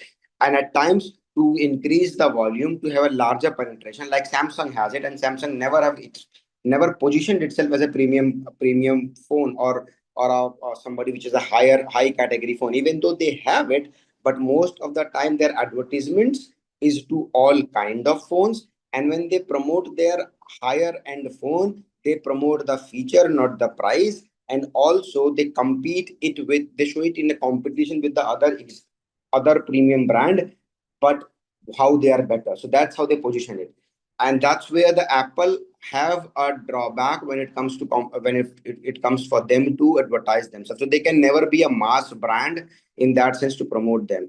To become a mass brand, they have tried a few times to launch CESC, and I don't know, those are colorful toyish fonts, and they failed miserably. So that's what is the problem when you start to establish yourself. Not a problem, but if you treat yourself as a premium, you have to then be there. A very good example right now, which is with the premium pricing happening because of all these tariff wars between China and US, right? So all these brands keep their product as a very premium price, and they can't lower it down because of all this tariff now. All the Chinese manufacturers are showing that they are premium, but they are actually just manufactured like any other bags and getting manufactured in China itself. And since they are 100 times or 200 times more priced in the market than what they actually the value is, now the valuation, the price, the shares and everything is falling apart in line with the customers, right? So premium price good because you get maximum more margin and you get benefits out of it. But you have to keep in mind that once you charge premium, the chances to then become a mass brand and chances to then categorize yourself down when the times are bad for you will be very, very tough. Maybe you don't need to, and most brands who have established themselves as premium, they don't need to and they don't want to become a mass brand. But I'm just sharing it from an example point of view. Okay. So then that's why most of the time, most brands and the most products, whenever they launch into the category, they keep the most commonly used pricing strategies competitive pricing strategy. They just keep the price as standard with the industry, so that the competition can't play them around with the price that okay, they are expensive or they are cheap. Because if they ridicule them about the pricing, they are ridiculing themselves also. And these kind of pricing strategy is, first I'll write at par with the competition.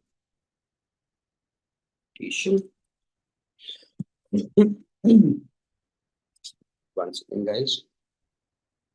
So this kind of pricing strategy is largely used in the at times, mostly in low ticket size of products. For example, you're launching a bathing soap, you're launching a shampoo, you are into a product category of ice creams, you are into packaged food, right? And largely it's the most commonly used regular, the repeat is very fast, and the ticket size is less. That's where the mostly this kind of pricing strategy brand uses is, right?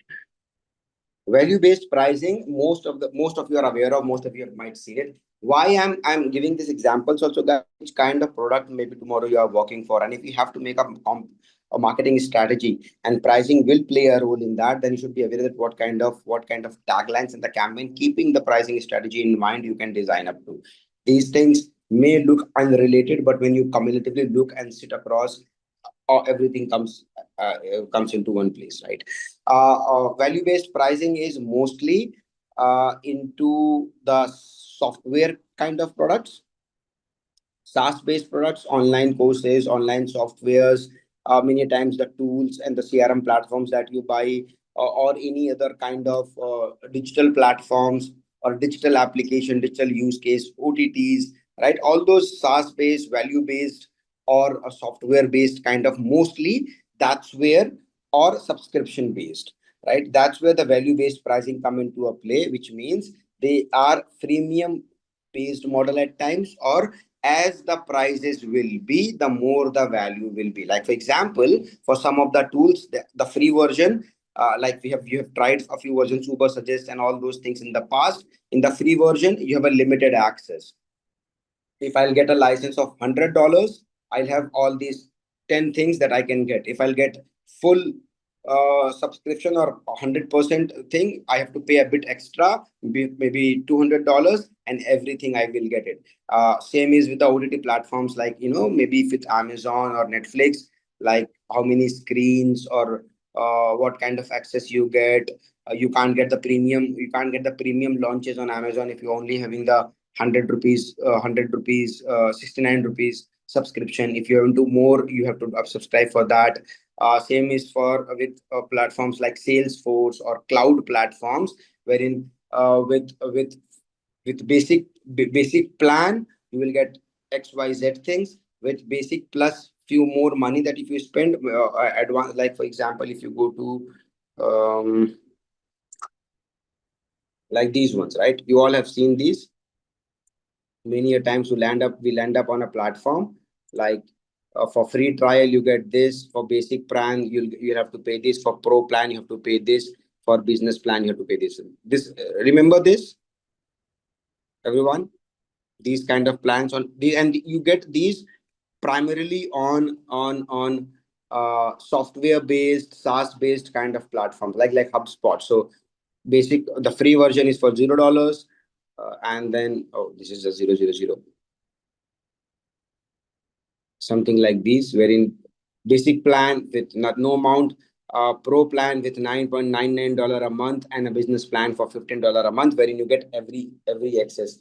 Such, most, as I said, SaaS based platforms and all sort of things are usually using value based pricing, right? Wherein, right now, this is the only category. Value price based pricing is the only category where you will see most of the campaigns also can be designed around the pricing. Yes or no? Because it's there on their platform itself. It's there on the campaign itself also, that pay 199 for a for business. Like you go to subscription for Netflix or Geo or Hotstar or Prime these days, pricing become a marketing, a promotional property. Yeah, this is kind of a pricing strategy for subscription, as I said, subscription based, or SaaS based platform, cloud based network, wherein you have to first, and the idea is, why value based pricing is largely in the online services or SaaS based platform, because the idea is there's nothing tangible over here, right? So, and subscription is nothing tangible. You just get to see something, and all sort of things. You're not getting anything tangible. So why the freemium pricing, they work, most of these are work on freemium pricing, is like free and then basic and then pro and then business and plan, all sorts of things, is because that you need to first make customers give a taste of that, make a hook off to the customer, that they should use it, right? That's why they give it for free initially. Like on YouTube also, there are people who, like Spotify, it works on a freemium model, right? You have a free version as well, and then you can also go for the subscription based premium model. Also on YouTube, like most of the content is for free, and then there are also paid version of the YouTube, and so on and so forth, right? Similarly, for all these tools like that we have done for the keyword research and sort of thing, so that customer can use it for free and get to know that what is the value in the free version itself. It's doing so much of good, what will be there, and then they become dependent on that and need more and more value out of it. Since they are now dependent on that and they need more value, they need more dependent, they need more content out of it, they go for the premium, go for the paid model. And also, it's try first and then pay later kind of model, right? So that's why this is called priced based on customer perceived value. Once the customer perceive value from what they are using and they see the value in going for a paid version of it, they will go for it. This is the industry which utilizes mostly, which runs mostly on value-based pricing. So if you are working for if you're working for any client which is into SaaS based, cloud based kind of a thing, you have to work on that, right? Then come the third pricing strategy, is very common one also, price skimming. What is price skimming strategy, or what is price skimming? Might have heard this term at some point in time somewhere in the corporate world or something, but any idea what is it?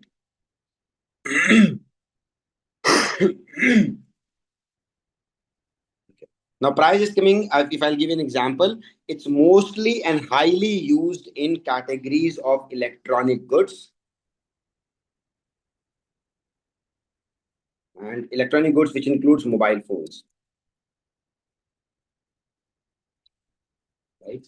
And that's, if by now you can get to know what this price skimming strategy means. It means that whenever the product has its USP, or whenever the product has its newness, right, and it's the thing in the market or new thing in the market, they keep the price at the maximum, at a high level, at highest level. For example, any new AC or any new mobile phone, like iPhone 16 has been launched last year, or Samsung S24 has been last as the latest phone, or Galaxy, I don't know, Samsung, sorry, Android Pixel, as Google Pixel has been launched. Now there are the top end phone, and before, there's nothing beyond that. There's nothing right now available better than that, right? So they keep the price at the top most level and try to maximize the profit as much as they could, right? And in that case, it's also about showcasing yourself that we are leaders, or we are leading the category, and also we are best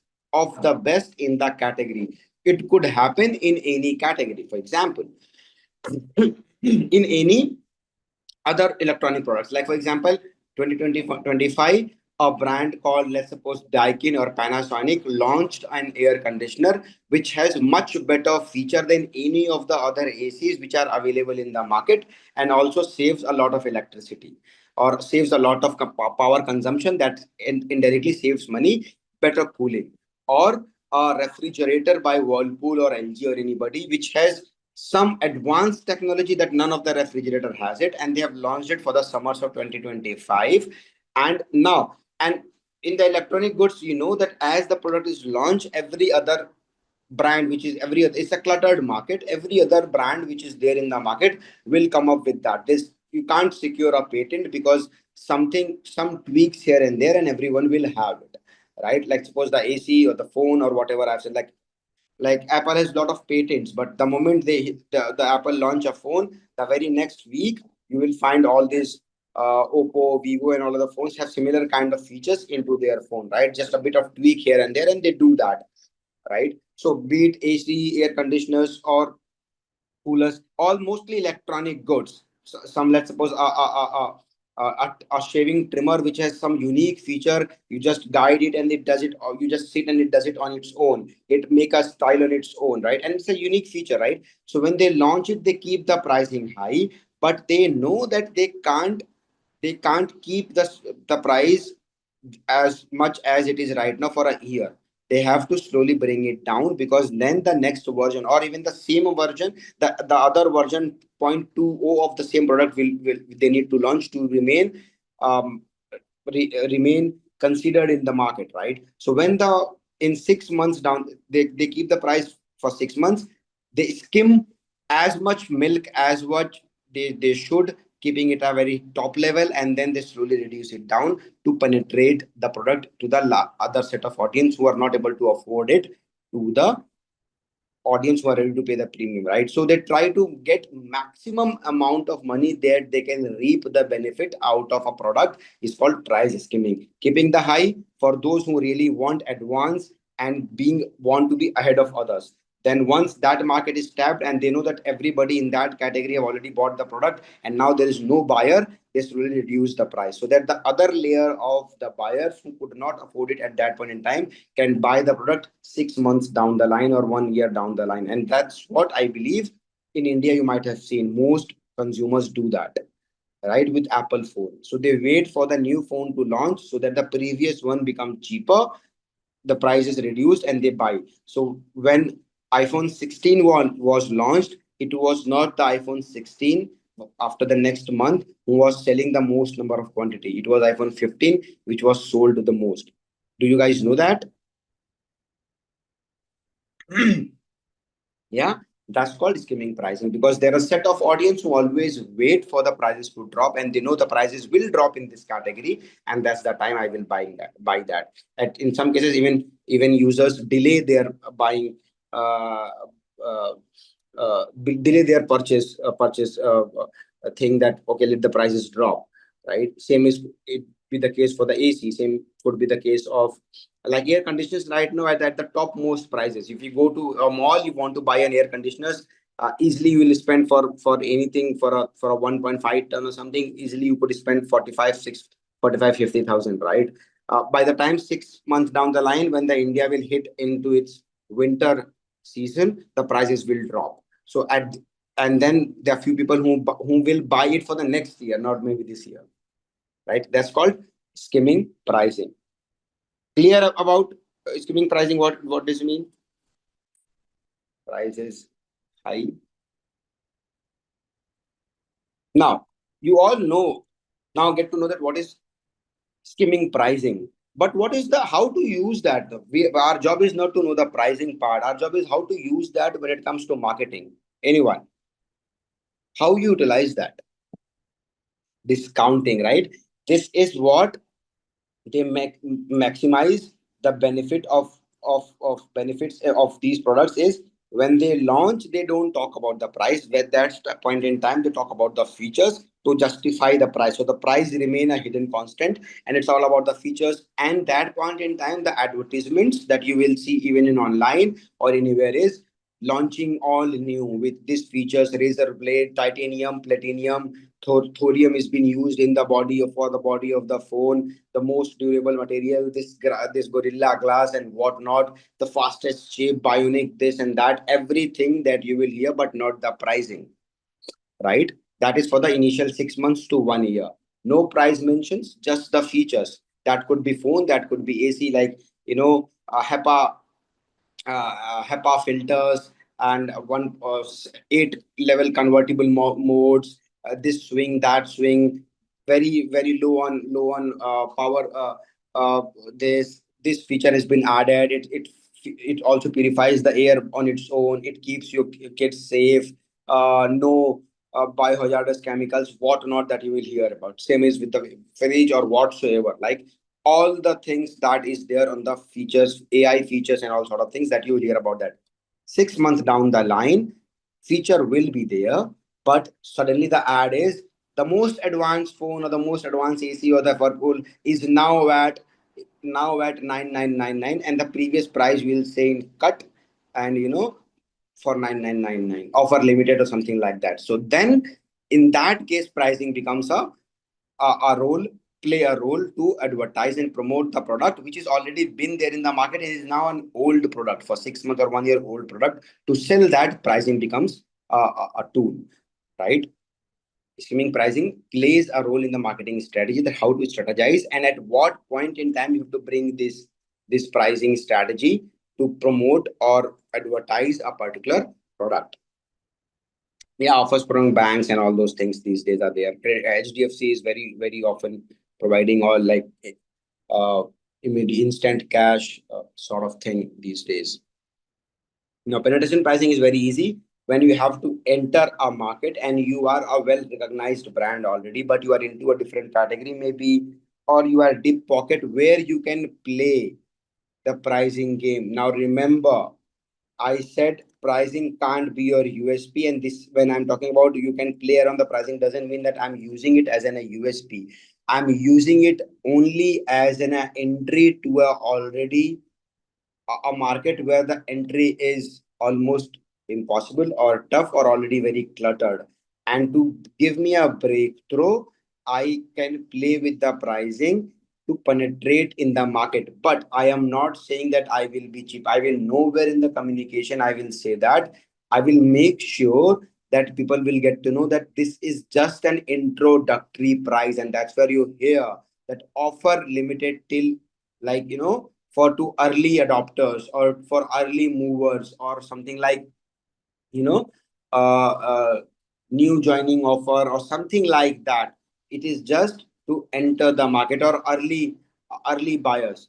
That comes with a limited tag, that this marketing with the penetration pricing where you are playing around the pricing to get into the market is with a limited tag. Nowhere you will find a communication saying that we are cheaper than because the moment you say that we are cheaper than the other, which means it's a constant thing. When you say it's a limited time offer, which means it's just only for 15 days, 20 days, 1 month, and after that the pricing will be revised. So take the benefit till the offer is there. There are two different things.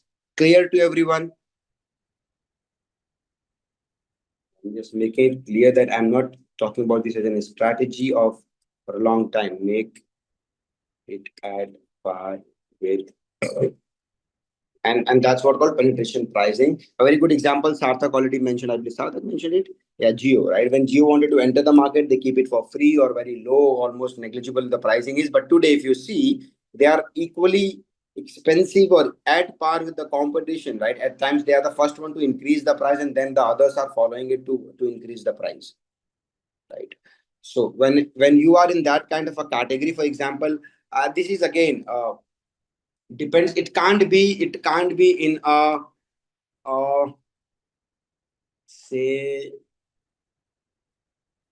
it's good in a real estate kind of a market where you do the launch offer and then you can do that. It's also good in a fast moving consumer durables at times. It's also good in uh, when you're entering into a different category, or maybe it's good when you are totally a new kind of a technical product where you want to enter and disrupt the market. These kind of industries, this works well, right? And that's called penetration pricing. So you know that which kind of a campaign and how to promote that your story if you are into that category, and if you're launching a product, how to do that, right? I will not expect Zepto, all these Zepto is doing it, Blinkit is doing it, because they have to enter a market of e-commerce and disrupt the e-commerce market to make it a quick commerce market. You'll see a lot of initially discounted.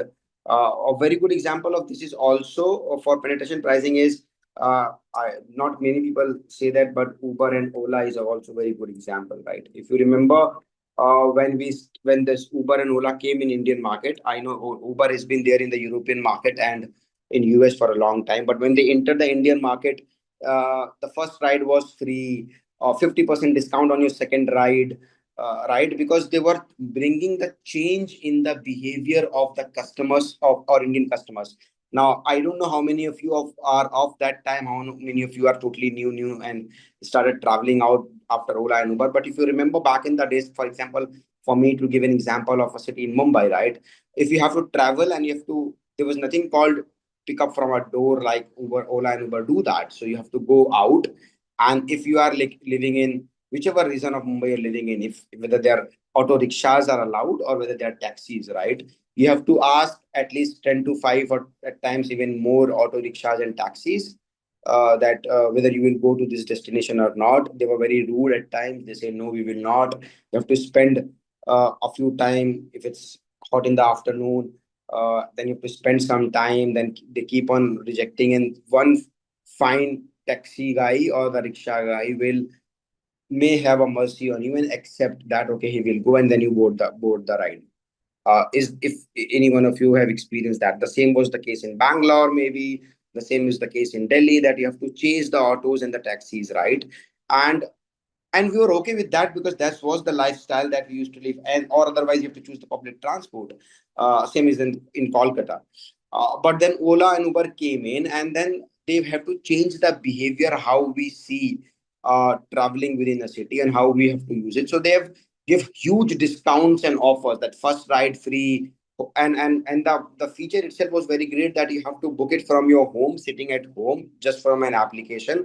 When the cab or the taxi is waiting at your doorstep, that's the time you have to go out, sit in an AC, because earlier there was not AC cab also, right? And they are giving an AC ride, convenient, safety, door to door pickup and drop, and all of that with an air conditioner, and at half the price, or almost free, compared to the a tough ride in a taxi or an auto rickshaw on those roads, right? So that was a game changer for them, and they have disrupted the market. First, they are giving a lot of facilities, door to door, AC, safety, with a very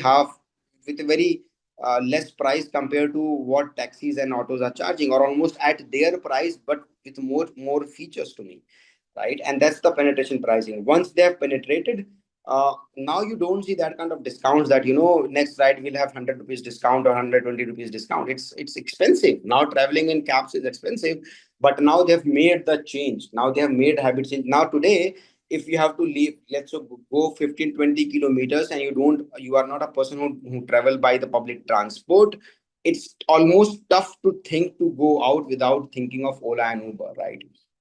Like, you book your cab first, you book your taxi first, and then you step out. Yes or no? So that's about penetration pricing. And that's how, when you are in that kind of a market, or when you are helping that kind of a client, you can come up with a certain campaigns also on online and app based. I remember people remember only the holdings of Uber and Ola, but they have done a lot of app based promotional campaign, and that was all penetration pricing campaigns to enter the life of the customers and make this habitual change in their life. Yeah, they have not made people addicted to the comfort. Comfort is such that it's by nature it's addictive, and that's all the reason of success behind Ola or Uber or Zomato or Swiggy or Blanket or Instamart or Zepto. Comfort by itself is an addictive in nature. uh, Air tickets, very rightly said. See, as the moment I mentioned that you don't have a lot of loyalty needed. To be very honest, you are not loyal. I mean, a few might be, don't take me wrong in that case, but none of us are very loyal to Ola or Uber, right? At the end of the day, till the time the cab is good and I'm getting dropped from point one to point B, and if one is charging me, let's say, 500 rupees, and the other one is charging me 800 rupees, I will go with the one who is 500 rupees. In fact, I know so many people in like corporates and everywhere else, before they booking the cab, they check both the applications, and wherever they get for 50, 100 rupees cheaper, they book that cab. How many of you do that? Be honest to yourself. And there's no shame in that. I It's totally, I mean, you have to save your money. And if you're getting any services, the same services at a cheaper cost, why not? How many of you do that? Right? Always compare both the apps, Ola, Uber. On, if in some cities there are a few more apps. I believe in Bangalore there's one more app these days, like Go Ride or something. Yeah, Go Ride, or there's one app which when I was recently in Bangalore, I used it. Somebody have suggested me. Rapido also, yeah, Rapido. Rapido is in Bangalore also, if I'm not wrong, or some other app is Bangalore also. Geeta is always sorry. Ojas is always Uber. Okay, InDrive is also there, right? Right. Yeah, but how many of you? So since Ojas already said that they only use Uber, how many of you always compare? Always compare. Like, for example, when it comes to Ola or Uber, I am only Uber guy. I don't have even Ola app in my phone. I used to have, but it's been two and a half, three, maybe more than 3 years. I don't use Ola. There are reasons to it. So I don't use Ola now. I only use Uber. And in a way, I have figured it out that Ola in which way is gonna mostly either expensive or at par. So I don't now need to compare, and that's why I don't have Ola in my app, in my phone. I only use Uber, right? But there is no harm. Most people compare that. Also, the same is the case with, let's say, Zepto and Blinkit. How many of you compare for any commodity, or if you have a bulk of commodities, do you guys compare Zomato and Swiggy? Yes, no, or you are like brand loyals, right? Also, the case with whenever you book a flight ticket, how many if you compare from different platforms, Make My Trip, Go Ibibo, what you call Sky Scanner, and different platforms, or you're like, no, I have to book my ticket from Make My Trip, whether even if Make My Trip is charging me 1,000 bucks extra. Do you guys compare, or you don't? You guys are brand loyal of Make My Trip or particular, right? Ojas is one brand man, but most of you all compare, right? I mean, for flying ticket, even I compare. I always compare with Make My. I open at one go all the three, two or three. If I am booking, if any of those who are inviting me or any of business trips I do, I don't care.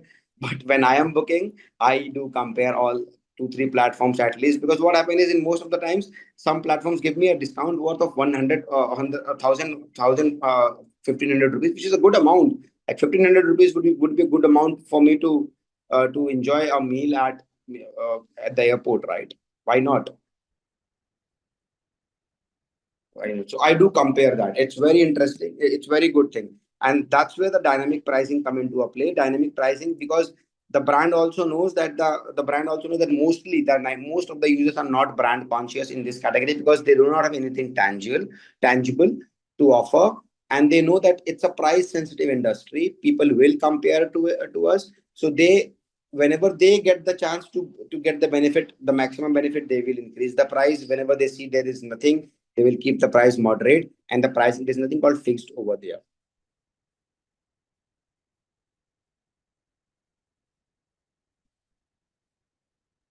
Yeah, that's their Ojas. If you search many a times, the algorithm do notice it, and change the prices accordingly. That's why when I book a flight ticket, I mean, I with Uber it happens. With Uber, in fact, it happens. Uber and Ola, it also happens. If your battery is low, if your phone battery is less, you will get more price. How many of you guys are aware of that fact? That if your battery is, let's say, 10% and 9%, all of a sudden your prices will be very high, because they know that you are in an emergency situation. It happens, Jitendra. When if your phone battery is very less, and you are at a situation, we are a location where you're booking a you're not at your home, or you're not at a location where you can charge the phone, and you are booking a cab, your prices will be higher. Let's suppose if the normal ride will be costing 500, you will have to pay around 700, 800 rupees. Yeah. That's called dark billing, or dark secret of online apps. Something like, some term is there, right? So that's the now established phenomena, that prices are always higher on iOS devices than an Android device. But this battery less, if your battery is less 10% or something, and then if you're booking tickets, you will end up paying more, because they know you are in a situation wherein if in few minutes you'll not be able to book, or you'll not, your phone will be dying, and then what will happen? So they increase the price, and that's why it's called dynamic pricing. Depending on the situation, condition, need of a customer, the prices fluctuates, and there is no loyalty, because you are also not loyal to them. To be very honest, you will also look for the lower price, and they will also try to get the benefit. Whenever the situation arises, they will try to get the maximum from your pocket out, right? Airline is a very good example. Ola, Uber is also a very good example of that. All these quick commerce platform are a very good example of that, and you are all agreed that you all do the comparisons. So we clear about that?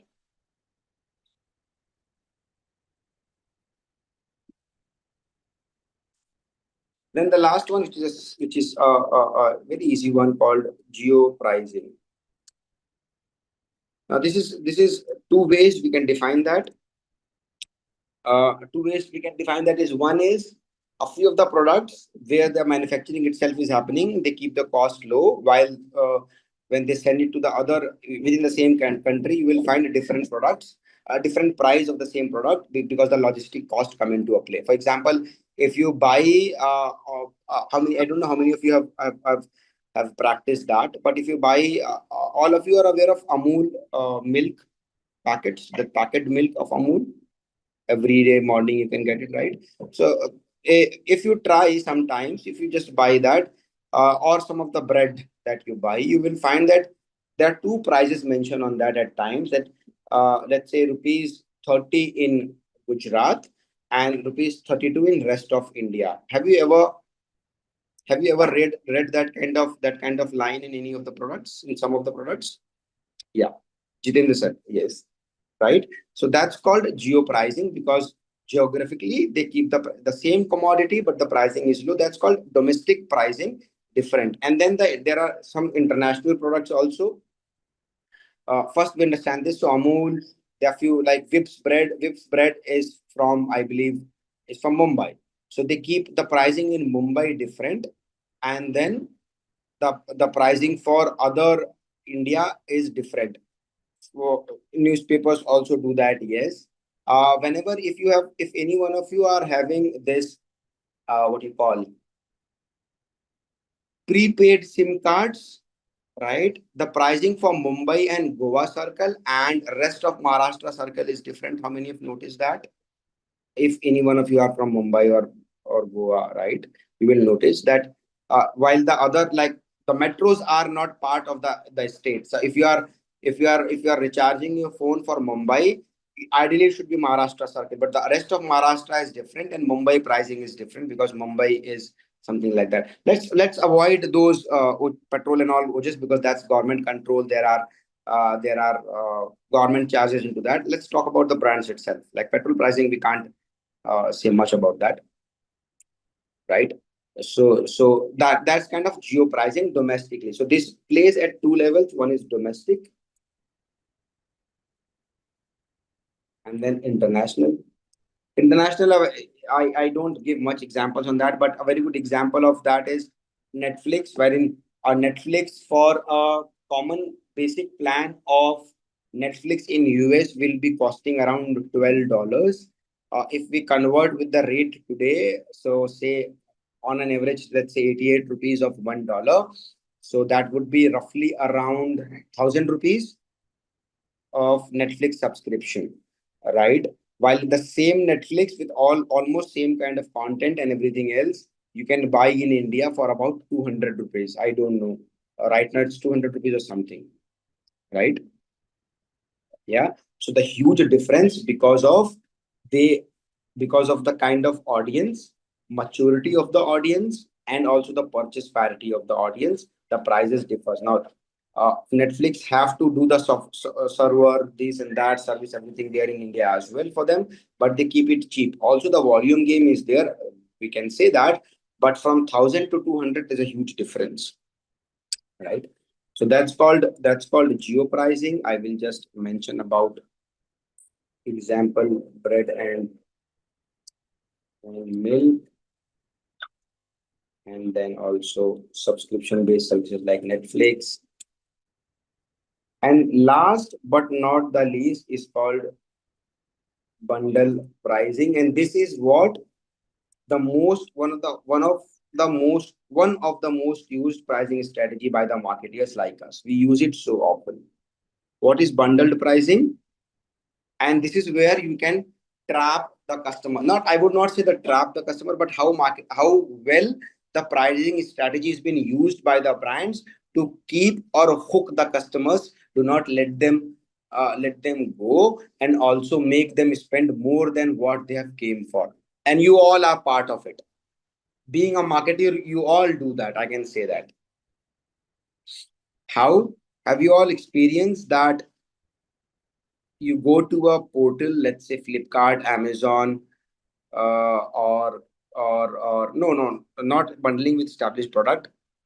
I'll tell you, Flipkart, Amazon or Blinkit or any of the other Zepto you go to, and let's say you went there to buy a dozen of egg or something.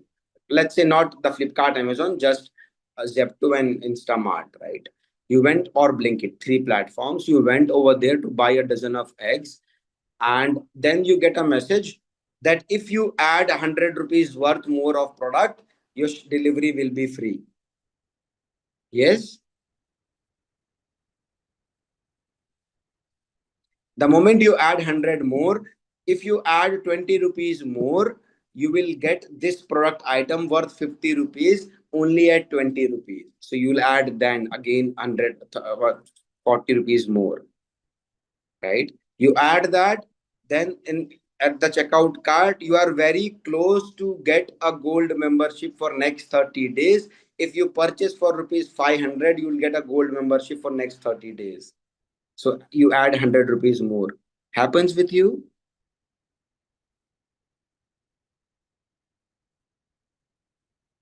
Yeah. And it all started with only to save that 50 rupees of delivery charges. To save that 50 rupees of delivery charges, you now, and you only wanted to buy a product worth rupees 70. To save that 50 rupees delivery charges, you end up spending 600 rupees. And that's the power of bundle pricing. And that's how the marketeer do that. That's how we people design the pricing, and that's how we design the campaign and the messaging on these app. You all will do that the moment you will work for any brand or any of the sales promotion campaign. Yeah. So remember that. And that's why I said that this is one of the most common pricing, being a pricing part, mostly used by the marketeers and the advertisers like you, me, and everybody to design it in a way to get more and more customers and increase the ticket size, the order value. Heard of this term, the order value? What is the order value? This kind of pricing helps a lot in increasing the per order value per customer. And that's the job of nobody else but the marketeers, of we marketeers, so to ensure that the average price, average ticket size, or the average order value should keep on increasing. Yes. This is the online case. Offline, you might have seen this, that if you go to McDonald's or Burger King or any or KFC, there's always a meal pricing, that if you just want to buy a burger, let's say of 100 rupees, 100 rupees, you will and you went with that intention of buying a burger itself, but you will go over there and the guy over there will also say, sir, if you go for the meal pack, you will get along with the burger, you will get a fries and a coke or something at rupees 180. If you buy it all three differently, you will have to pay 250 rupees. Now you are getting it for a product, all the products worth of 250 in 180 rupees. But was it the need for you? No. You went there only to buy the burger. But now the psychology and the power of marketing, how it plays is that you start to calculate that from 250 and I'm getting it for 180, I'm saving 70 rupees. But you're paying 80 rupees extra for which you never intended to, but you end up doing it. That's the power of bundle pricing. And then the average value also increased. You are only saving if you had the intention to buy all these three products differently, then makes sense. But you're not intended to. You only went to buy a burger. But when you went there, you saw the pricing, and this pricing strategy has been pushed to you or showed to you as in the form of marketing, that you are saving 70 rupees on the other way around, and you spend 80 rupees extra. Is what the power of bundle pricing. Make sense to everyone?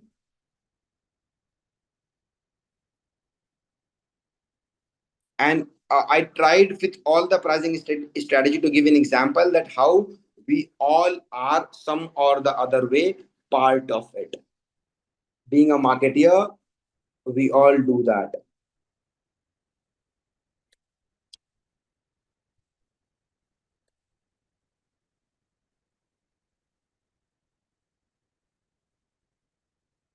I'll write the full form.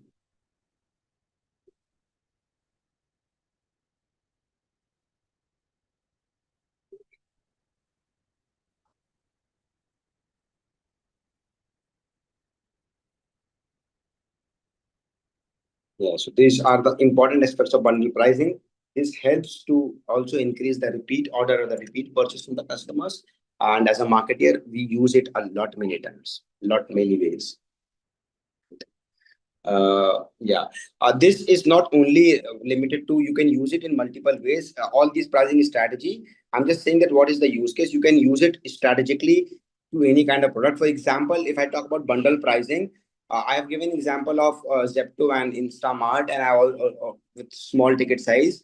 I also given an example of Burger King and McDonald's. But if I think, uh, like, if you go to buy even for the what do you call, the expensive products, goods with high ticket size products, like let's suppose again a refrigerator, or which comes expensive, or an air conditioner, or a washing machine, or a mobile phone, for example, worth 1 lakh or so. If you buy that, there also bundle pricing works. Yeah, and I believe when I'll tell you all be able to realize that most of the time when you buy this product, the salesmen tell you that with this purchase, if you buy a extended warranty worth for 5 years, usually the warranty comes for 15,000. But if you buy right now, you'll have to pay only 8,000 rupees. Experience that, right? And then everything of your will be saved. Later on, if you buy the same extended warranty, you'll have to pay for 15,000. Right now, you're saving 7,000 rupees. That's also a good example of bundle pricing, because AMC, which is called annual maintenance charges, are the real money from where the brand makes money, because it's for 5 years and you're paying in one go, right? And they bundle it in a way because later on, most likely people don't buy the extended warranty for 4 to 5 years. If in that heat of the moment, in that moment, if you buy it, you're buying, you are spending 7 to 8,000 rupees extra. I'm not saying it's bad to buy in or it's good, but I'm saying that's how they bundle it with, to push it to the customers. So far, so good, everyone.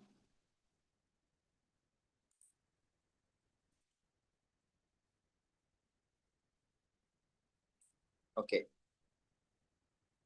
Now, as we talk about a lot of making campaigns, maybe a bit of strategies, what to do, pricing strategies. But at the end of the day, when you make a campaign, right, all thing is done. When you make a campaign, you design best tagline, you design the best pricing strategy, you have done a lot many things, uh, how and what to do, everything else. But at the end of the day, all matters is that when the customer lands, and where do the customer land? What is the story there? Where do the customer, or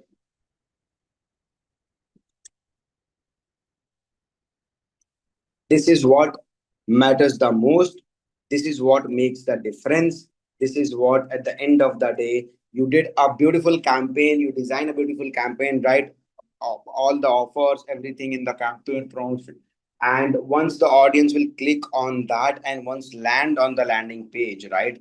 That's where the game changes. If everything is good, but if a landing page is not worth it, if it's not good, right? Or if it's giving false, uh, in the advertisement, you have said something, you have just made promised the moon to the customer, and if it's not there on your landing page, right, you are not only losing the customer, you are burning the money. But remember, because remember, this is not a organically driven audience. For to bring this audience, to bring this customer onto your portal, you're spending a good amount of money in terms of campaign, designing the advertisements, and then running it on maybe social media platform or Google platform, spending for each click that is coming to your website. And if there is a mismatch between what is being promised on your all these advertisements, pricing and sort of thing, and it's not there on the landing page, or the landing page is not, or the landing page is not very great, or the landing page is not having a great UI in terms of experience or interface, the audience will move back, and all the money, energy, time, resources that you have spent to bring that one customer on your website, you will lose all of that along with the customer itself for a long time. So ensure your website slash landing page, and we'll try to understand some examples from good brands that how the landing page should be. the landing page is full of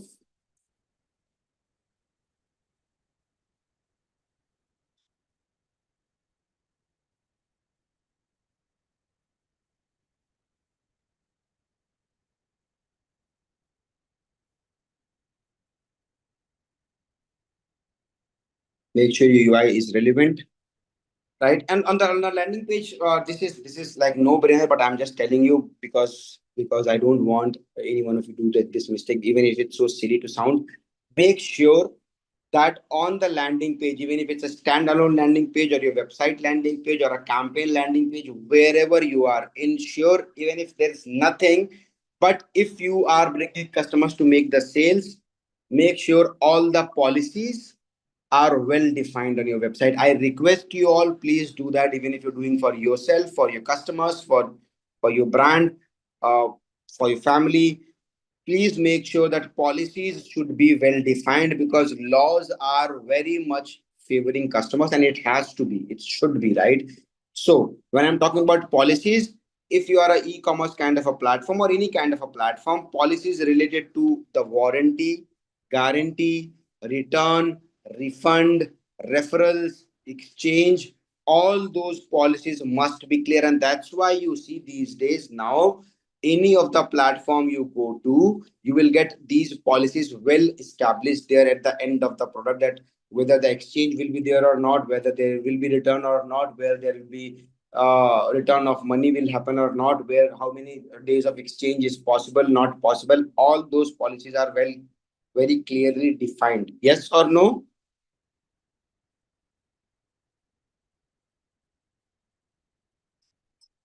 Yeah, because if any of these you will by chance fail to mention that, by default the benefit of doubt will go to the customers, and there are some nasty customers who will use it as against you, and there have been incidents where the brand have to bleed and pay for these goof ups, right? Even for example, earlier the brands like Flipkart also doesn't have not have so many times have failed to mention these things clearly, and these loopholes have made huge losses. Very rightly said, Sumit. I just used that line. These loopholes have made huge losses to the brands. So and then we'll take an example, right? We'll take an example. So first, let me write it down. That UI, this is very important. Your UI should be very friendly, because you are, remember, as I said, you are bringing your hard and you're spending your hard earned money. This is paid strategy campaign. You are spending your hard earned money to bring that one single customer to a traffic, and because of UI, if the customer is moving back, you're not only losing the customer, you're losing a lot of money as well, right? So make sure your website is full-fledged. Yeah, UI is clear, clean, well optimized before you go for a paid campaign. If you are not ready with this, don't do a paid campaign. Wait another one more month, but go only after that. Policies should be well defined on your website, which is warranty, warranty, return, refund, and I'm just writing everything. Exchange to avoid legal patterns.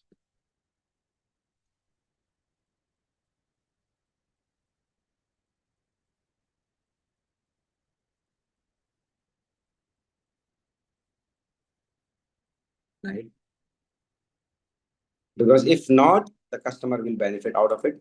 Now, how to design the, if you are an e-commerce platform or if you have a product driven website, how the website should be, always remember it should have a detailed description. If you have any kind of sales running ads, limited time offer, 1 month limited time offer, all those things, and in the description of the product itself, whenever you do a campaign, once they land, in the description of the product itself, the most it has to be either of the three things, right? When you write a description of the product on your website, and if you're selling a goods on your website, it has to be three things. Either it should have its USP mentioned, or its best selling feature, whatever it is. And if not, there has to be a story. You tell your story about the product. For example, let's take an example over here. Let's go to this site called Chroma. Now, Chroma, I hope everyone is aware of, is a multi-electronic platform, right? And let's say I look for air conditioner,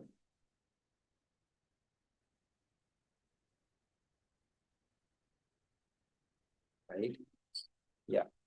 And now this is what I'm talking about. So you see, this is how you need to write the description, because this is not only for a good strategy or a good practice for paid campaigns to bring the audience right over there, and at the first look they should know there's a match between the ad and then on the product and what they have came for, but it also a good practice to enhance your SEO. So via SEM, via paid campaign, you can also boosting your SEO because your description is well written for the product. So if let's suppose I click on this, or let's say I click on this, right?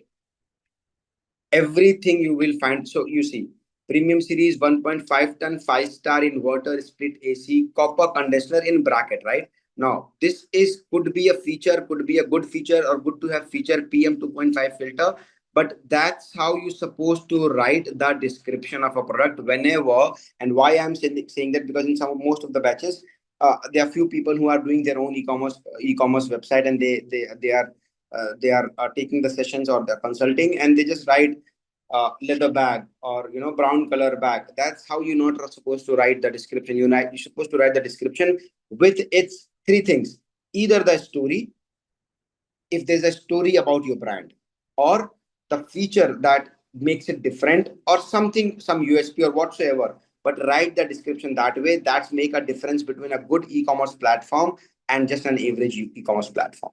So you see over there, right? And if you are a multi-brand platform, always remember your brand can only benefit from the brand value of the other brands that you are selling on your platform. For example, in this case, right? It's a Chroma, but Daikin is a very big brand of ACs, so they use the brand name in the description. Now you say that this is a very small thing, but in SEO or in SEM or in paid campaigns, these small things make the big differences compared to the competition. So that's how you're supposed to write the description in detail, right? And that's what I'm talking about. So all those things with exchange, brand color, all those things, features, everything you need to mention, your key features, all sort of things that you can see over here. But if you go down,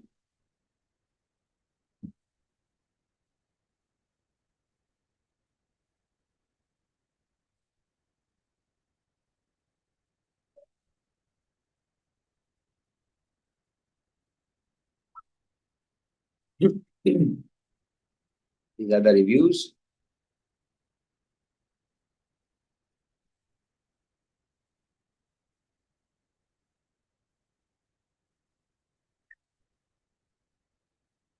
See, they are very all the specification mentions, and this is what they will ensure to the users. Essential combos. You see the combos over here, all those things mentioned well in detail. And yeah, the key features available over here: super savings, the pricing part, and the description over here, right? Another website, if I'll go, this is about the specified product features. A very good website when it comes to product itself and how to write the descriptions is if you go to this website called Nike.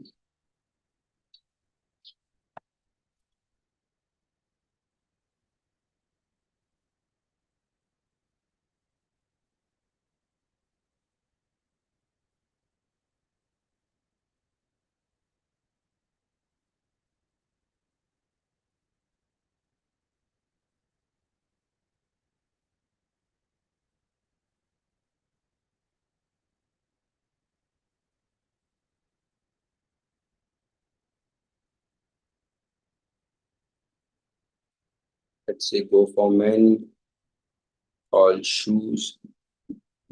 And why I'm giving you this example, I want to show you that even if a brand like Nike, of course, it takes some money, but how detail oriented they are. And for this, I'm not taking an example of Apple, by the way, right? You see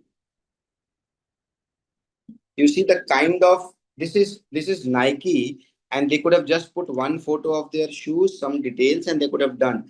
But they know the power of customers and what kind of, and that's the reason there's an aspirational brand, because they understand the nerves of the customer, and that's how the description and the landing page should be, right? So you go over here, you can see the kind of product detailing in terms of photo itself. This is like from all angles and this and that they have done. But apart from that, if you just go over here, you see this is the kind of story that they bring. So maximum cushioning in the Vimero provides a comfortable ride for everyday runs. They could just write best Nike shoes for running, right? And still they will be able to sell it. But this kind of description they are providing, being a Nike as a brand, is for a reason, because the description for a product makes all the difference when it comes to online platform, right? And then this is what I'm talking about. All the policies must be very clear in these kind of products. All delivery and returns, how this was made, and see, this is the storytelling I'm talking about. So this is the description, and there is a storytelling about the product over here, right?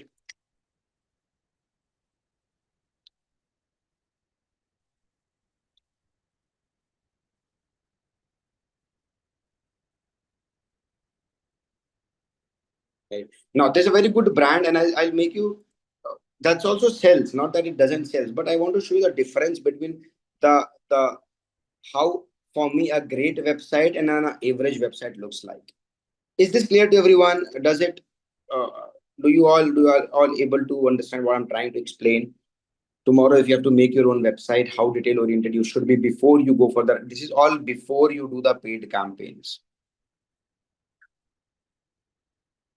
All there, everyone. Right now, there's a brand again. I will open called Sketchers.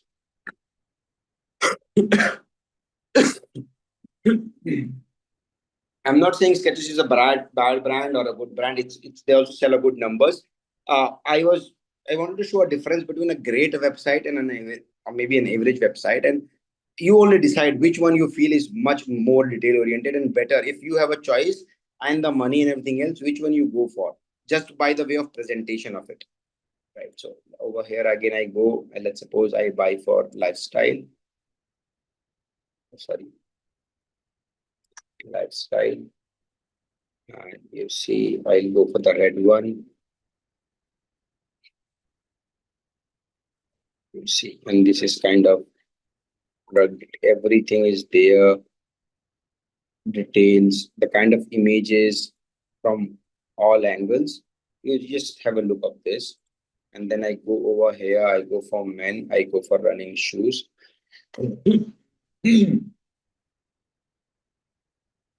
I let's say click on this one, and that's their page. Right. Now, I want to ask, if you are, let's say, forget about this logos over here. With all due respect, with all the brands, and they are both selling good numbers, right? With Let's forget about this logo and let's forget about this logo over here. They're just two shoes brand. Which landing page, if you're just randomly landing to it, right, without seeing the logo, which landing page would you think you will be able to engage more? You will be spending more time, and you end up buying the product. Will it be this or will it be this? You guys let me know, right? You see the storytelling of their landing page. You see how detail oriented. Forget about all these dynamics over here, but just this front. Once you land, let's suppose I saw the ad and I land to this page, only this part of the page, and I see all these things and I read all these things, and then I land to this page and I see this. See, go run ride 11. Look at their description, right? Nike Air Max DND, and a lot about the product. right?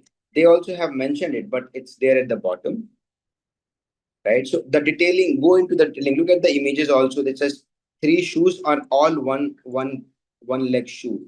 One from the top, one from the like the horizontal view of it, vertical view of it, and the bottom view. Look at here, the different angles in pairs into different sides. This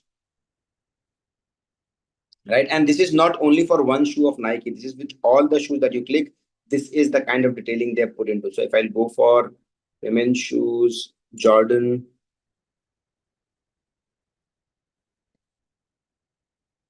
yeah, and I click on this, you see the detailing of it. Even in pair, how it will look from different angles, right? And over here, women running shoes.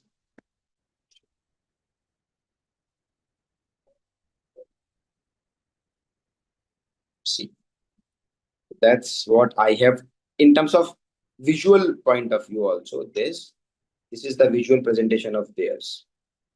This is the product detailing about Nike, and this is the product detailing about Skechers. Now, cost-wise, I believe, okay, there's a bit of difference. There might be some shoes with the same prices. But if I would have to choose, if I don't know the logos and if I just randomly seeing the ad come to it, the idea is to explain that if you are not a brand also, and if somebody is just clicking your ad, after that, what happens is in your control. Because after that, the ad job is to bring the customer, but to convert that customer, to do the sales is in your control, and that control you give to the landing page. And that's why your landing page should be very comprehensive. It should be well detailed, not cluttered, but it should have all the features, the brand name, the presentation should be great on that, right? And all the policies, everything should be mentioned. And more importantly, if you are running any kind of, let's suppose, offers, limited offers, sales, season sales, all those things, please do mention that 1 month, because all these things help to make customer spend some more time. The more the time a customer spend on your website, the higher the chances are that if not buying now, the customer will return, and more likely the customer will buy at that point in time only. And that's why if you see most of these new websites or the quick commerce, try everything possible that the customer should not leave their website as early as, and they keep on trying to. Why does the brands do that?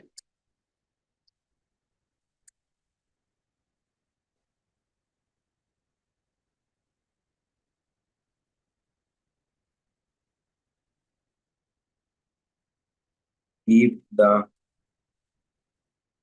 customers engaged to trigger the sense of urgency, to trigger the sense of FOMO, and so on and so forth, right?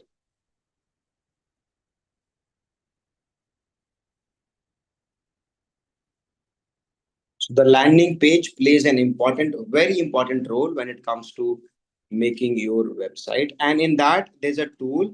If at all you're running a campaign and you want to drive traffic and you want to capture the leads, there's a tool through which using which you can create amazing landing pages. We'll not be telling, just making the landing page right now. But what I want you to do is that I'll tell you the tool right now. And then when you come, let's say, you can practice till next week and utilize this tool. Just plug and play. It's work on the freemium version. Plug and play and see that how good you are, or you can create the landing page. That this is one of the best platform that I'm aware of. It's called unbounce.com. If anyone has already worked on it, please let me know. Yeah, so this is unbounced. Uh,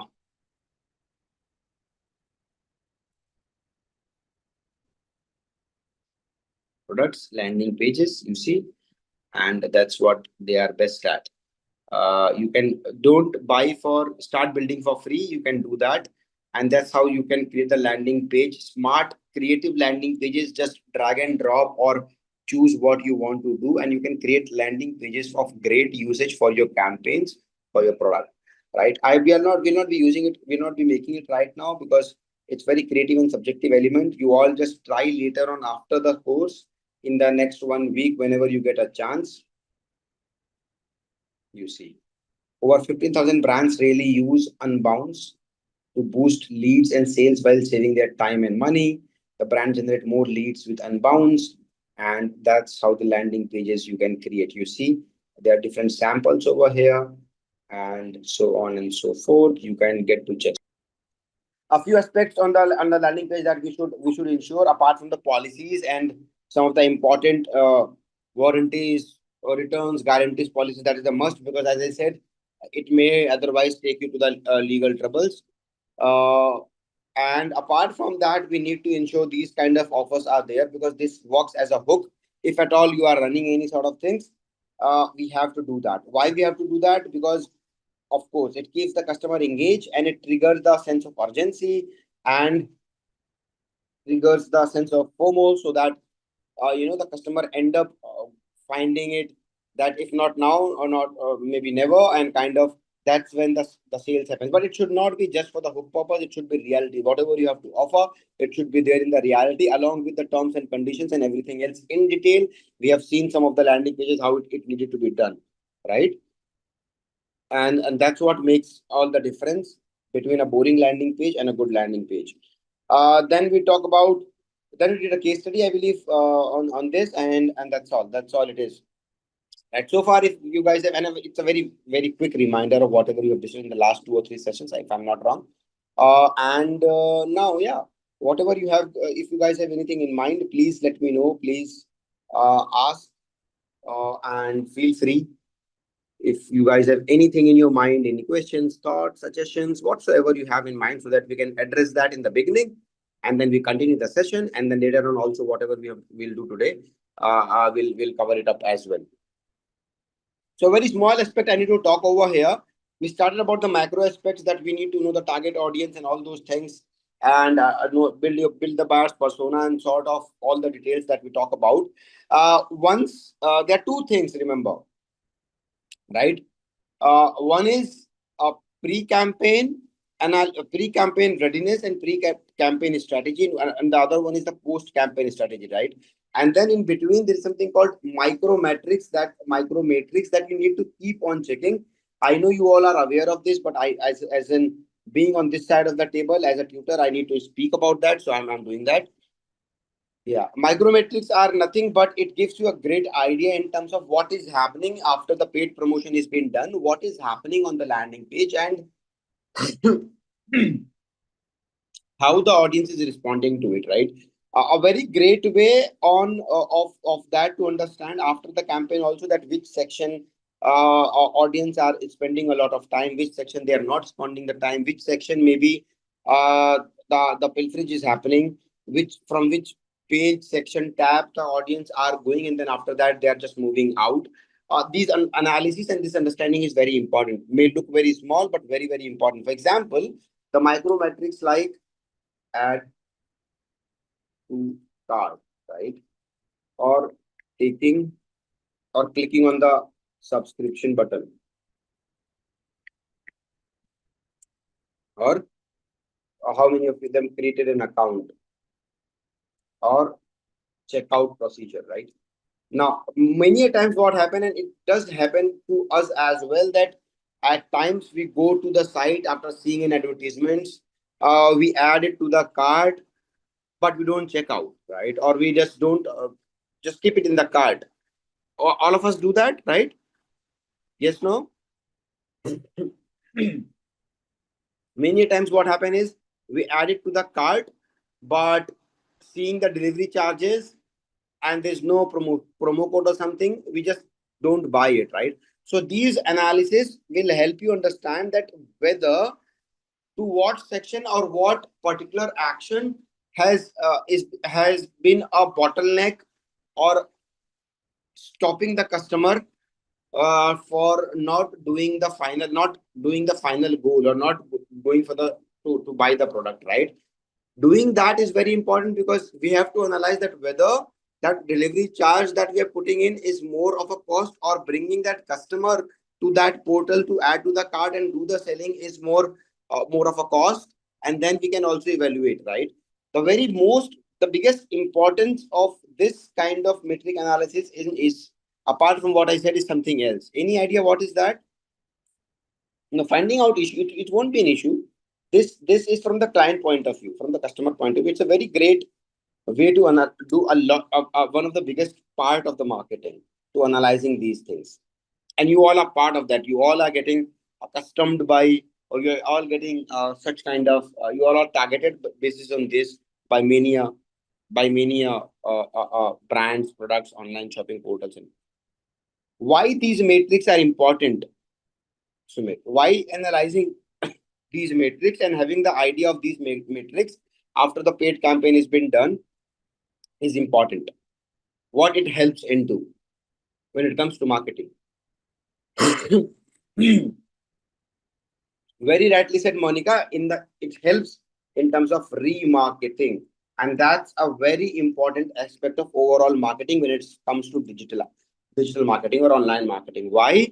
Because the entire genesis, the entire success of online marketing or digital marketing is that it gives you leverage to know your audience, and it gives you leverage to, by knowing the data points, you can cut down your cost, improve the ROI or ROAS of your, or returns on your advertisements, whatever you're paying for.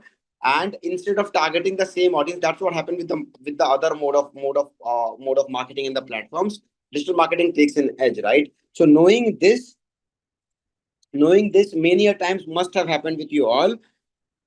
You can then have a different line of communication, or a different line of audience. I'm sorry, different line of audience, different line of communication, advertisement with your audience, to convert that a very important lead into a genuine customer, or into a customer, right? Many a times it might have happened, or just let me know if you guys have went through this, that you have added a product into a cart, and then maybe a day later or sometime, you uh, yeah, you might get messages like, hey, this product has been lying in your cart for quite some time. You have not taken an action, or something like that. Have you all, I mean, I don't remember the exact message, but something like that. How many of you have received that? All of us, right? That is called the micrometric analysis. That how many of the customer have added to the cart, how many person have checked out, how many persons have not checked out, sort of things. Sometimes happens that you provided all the details, like while buying a product, you provided all the details, and you also paid, press the button for make the payment, but you don't make the payment. Something comes to your mind that maybe price is not right or something or whatsoever, and you don't buy it. A day later or few hours later, you get a message, hooray, a special message for you. You can save 60% on your next shop if you do it right away. The limited offer for 1 hour or something like that, or some messages like that, just to trigger that emotion, so that you can go back to the platform, value which you are already paying for. You can go ahead and then now pay and buy that using that code. Yes. Sometimes you buy a product, and you end up checkouting, you end up paying and check out, and then you get a WhatsApp message or your mail that, thanks for being our customer, and thanks for your very first purchase with us. For the next purchase, you can get flat 100 rupees discount, right? Now this is where digital marketing plays a role, because you can't give a flat 100% discount to everybody. If you run a TV program, or if you run a TV ad, you have to show it like 100% discount for everybody. Now that is for anybody and everybody. The customization possibility over here is that the person who have come to the website and not didn't do anything, I can have, then that from which route the audience have come and it didn't do that, I can have a list of those audiences. I can have a list of those audience who were already about to pay but didn't pay it. Can have a list of those audience who have added my product into the cart but didn't buy it. And then now in my next series of campaign or the communication with them, I can release multiple communications as per the segment of the audience, right? Because later on you in some of the sessions you learn about a few theories wherein how to convert a customer. The customer goes through a multiple stages of creating an awareness to being satisfied.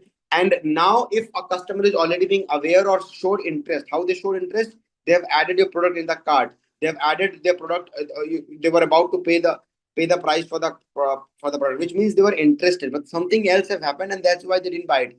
Now, if I do a awareness-based campaign for them on Meta or Facebook, it's a waste of ad because the customer was already clicked on that ad and came to my platform and were about on the verge of buying it, right? Wherein I should spend that awareness campaign to that customer who have not seen, aware, or no idea about my product or the brand, right? So it saves a lot of cost. Now, retargeting campaign will save me a lot of money because I already have a ready audience. If you guys remember, while doing a setup campaign on Meta, there was something called pre-audience or already have an audience kind of a section. Remember that when it asks for if you already have an audience, right? What is that audience? That audience is this, which you gather the data, analyzing the micrometrics that you have on your website or your platform or your application or whatsoever, right? And that's why when you're running a campaign, a deep understanding and analysis of all these matrix is very important because that opens the door for the another very important section called remarketing. Remarketing is a great way to not only convert the potential customer into a genuine customer or a real customer, but to push your product and also reduce your marketing cost, marketing efforts, and give rather allocate your resources in a more strategic and better way so that you can have a vast and wide reach instead of doing the duplication of advertisements and just reaching to the duplicate audience again and again and again. Make sense to everyone?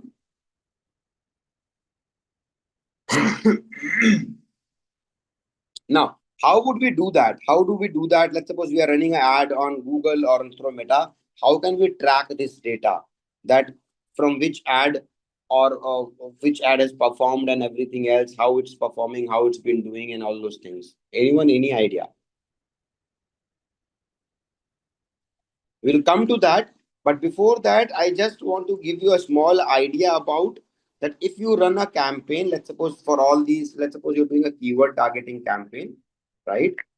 There are different strategies, not strategies, different ways that you should know that whether how your ads are performing, how it is not, what all has been done to your ad or not.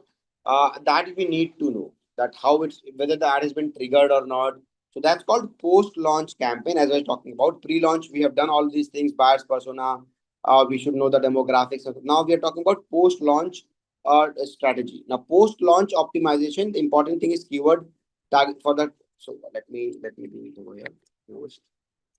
So first thing first, when if you're let's suppose we are doing a keyword targeting campaign, there's a term called SQR analysis. Anyone, any clue what is that? I hope I'm making sense to everyone. If there is any doubt or if there is any confusion, even if my voice, my pitch, speed, whatever bothers, let me know then and there. Search query result analysis, which is nothing but after the campaign has been released. Let's suppose you did a Google campaign and right, once the campaign is live, you do the SQR analysis. This is nothing but to check whether my brand or my ad has been triggered or not. What happens is when you run a campaign on Google, right? It may happen that your ad may not immediately get triggered.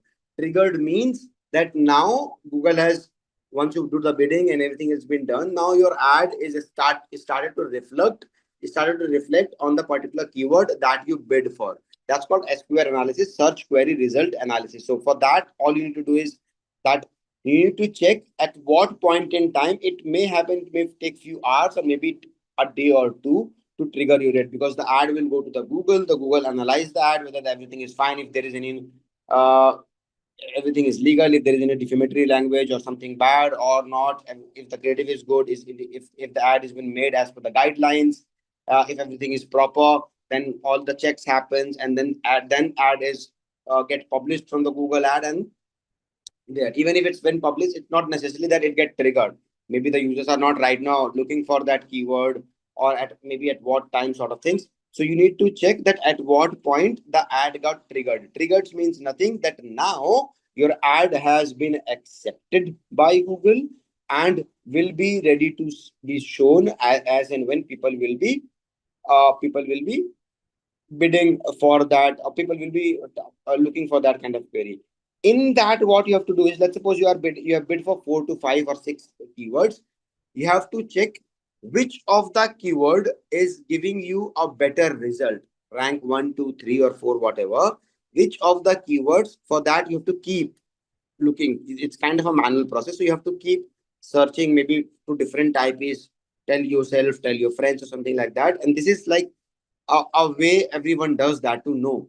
So 4 or 5 keywords, which of the keyword has been triggered, which has not been triggered yet, and on which of the keyword you are getting a better result. When I'm saying better result, like continuously you get first 2 spots or third spots or howsoever, at what frequency your ad is getting repeated. If you are not putting up, if you not put a frequency cap or something like that, that's called SQR analysis. That to be done from your side, because that is a confirmation that now your brand will be now. See, this is we need to address a few things, right? As the campaign start, the first thing, like for first 1 or 2 days, what we have to do is we have to do SQR analysis, that my ad has been triggered or not, right? And then after that, what you have to check is very important. You have to check demographics. Now, when I'm saying demographics, you already have said that pre-launch, but post-launch, you have to go to the campaign and you have to check that what is the audience, or one second. This part, any which ways, we are going to get again when we'll do an analysis session. But as you all already know that I don't wait for anything. If at all it's important for the current topic, I'll show it to you. But we'll come back to the analysis topic later on as well, when we have analytics altogether a different subject matter that we need to discuss. So we come over here. One thing is demographics, that comes in this in detail. The other thing is also in terms of which kind of device people are coming to your advertisements or seeing your advertisement. You need to optimize it accordingly. We have to ensure that every penny that you are spending, right? Like over here, you have to check, even if you have done a, let's suppose, Google search campaign, what percentage is coming from what, if it's from search partners, display network, or the Google search. You need to check, and then you need to optimize all these things. But this, we are need to check which device are our ads are getting triggered better, or our ads are performing better, and the numbers are performing. But there's a small thing that I would request to you all, that don't do it immediately once your ad has been triggered. Why is that so? Anyone? Allow time for the algorithm to learn your ad, to find its right set of audience, and the ad is right now in the testing mode, right? So whatever, if you do manual bidding, inaccurate data will due to the short time, yes. So even if your ad is right now triggered and you did the manual bidding, then the algorithm plays a very important role. The algorithm need to know that which of the audience would be the right fit for your ad according to, and it adjusts itself. So don't do it immediately. At least let the ad run for, the first thing you can do the next day is this SQL analysis. This you can do immediately. Then after 3-4 days, you need to do the keyword analysis. So after that, I would say do keyword analysis. Sorry, this will come after this over here.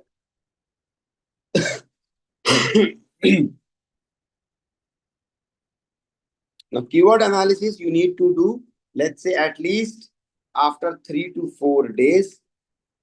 I would say a week, but at least 3 to 4 days you have to give.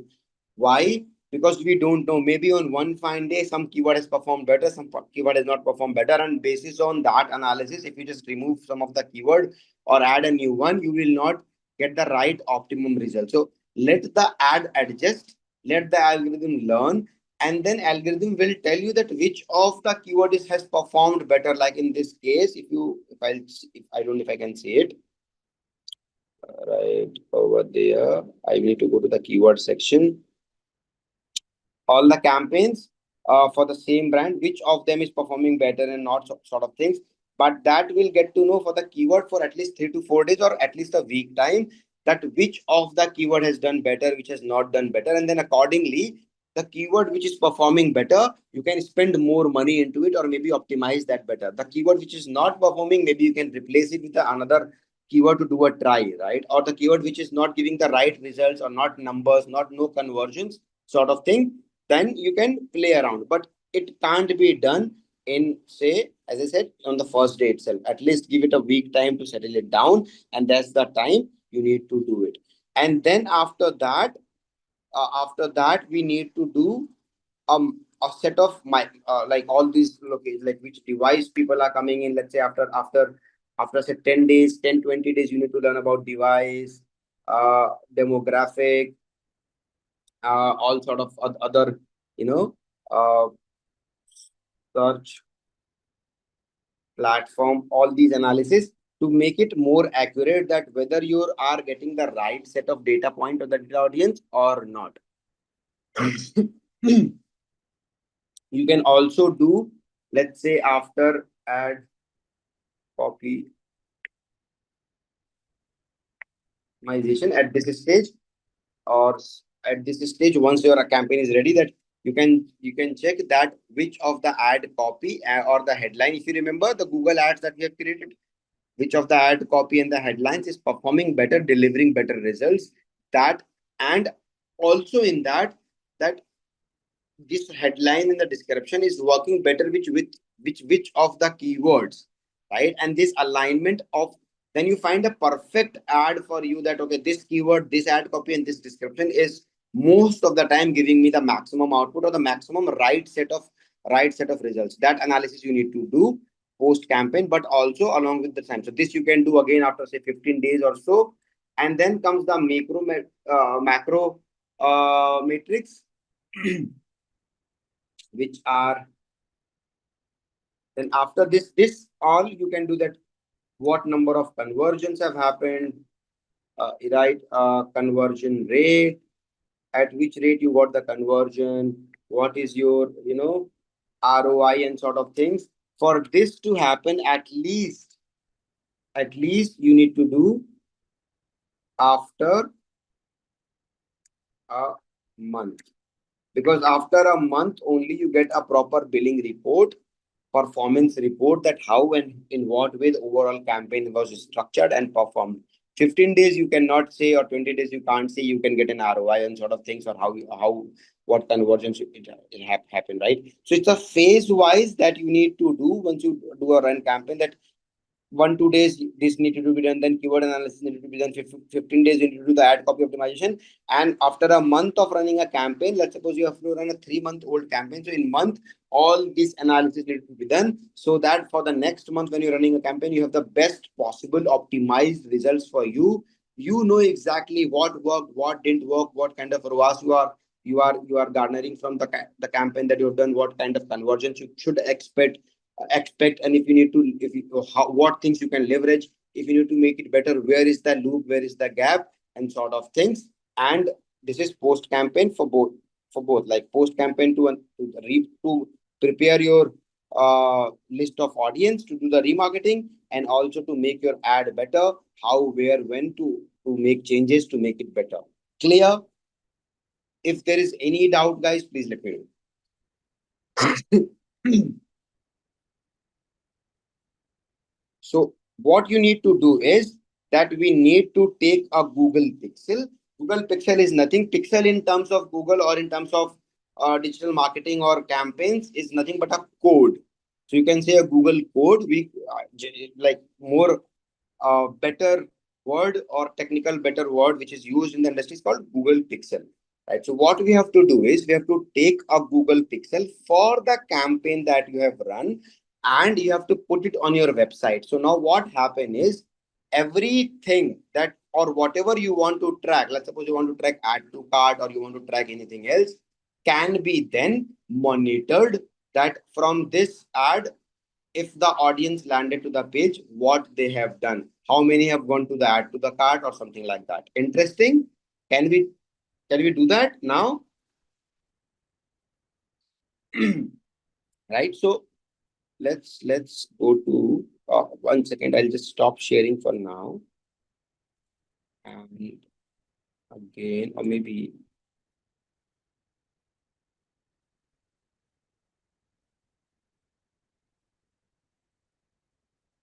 my screen is visible, right?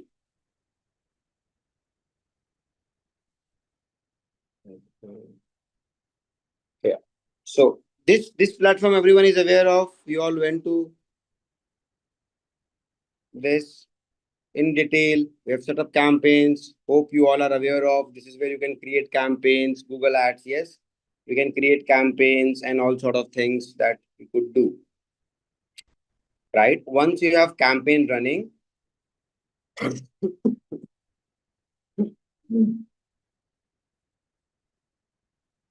those who say they don't remember this platform, I'm so sorry, because we have detailed. I mean, we have dedicated quite a few days for this.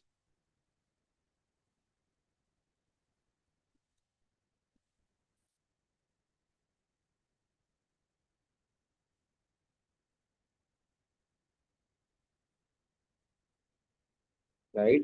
So this is where this dashboard looks like. Yeah, great. So this is when you can go and create ad groups and all sorts of things. I'm not going to do that. Once you have a campaign running, remember I said for this strategies for paid campaign session that everything, and even then when we are doing the SEM campaign, that everything is about the goal and the objective, and that's the major macro matrix, right? So what you have to do is, let's suppose you can find a goal thing over here. Can you see, or can you all see that?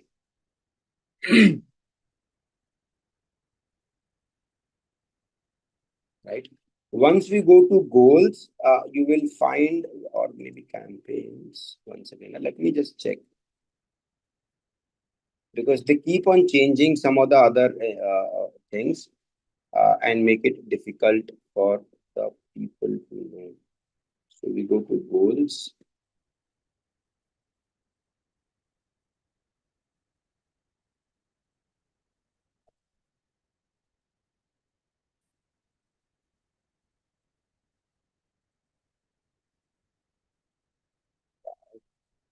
Yeah.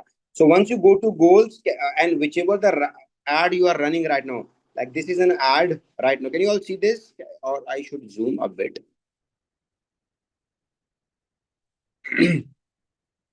Better. So once your campaign is set, your campaign is running and sort of things or whatever, you go to this goal section, and the moment you click on this goal section, you find this create conversion action. Right. Now, once I click on this, so again, you will find that what you need to track, the website, the application, or the phone calls, or if you have a pretty detailed defined analytics already there, right? In our case, let's say I want to track. So conversion tracking is critical to successful online marketing. It let you see what people do. Sumit, to answer your, I believe you asked that, right? That so Google Pixel monitor user movement. So this is what it measures. That's why I didn't say that point in time. It lets you see what people do, the conversion action they take after seeing your ad. So whatever you will put in the tracking, it measures once they click on the ad, because after they click on the ad, they land to the landing page. Now the ad can, the Google part, when you're running an ad on SEM or whichever kind of campaign, it can only monitor that, okay, how many people have clicked, how many people have seen that. And after that, nothing, you don't know, because the person land to your website, and the control of your website is in your hand. So what people do after clicking your advertisement is what the Google Pixel can help you monitor, right? So the conversion action they take after seeing your ad, you set up one conversion action at a time. So whatever metric you want to measure, maybe add to cart, not all the actions, that's why I'm coming.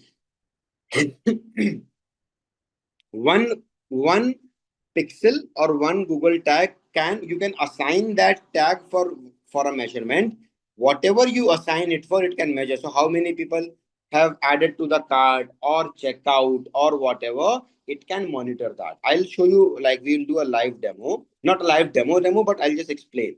So let's say I go to this, select the kind of conversion you want to track. I'll click on the website tracking.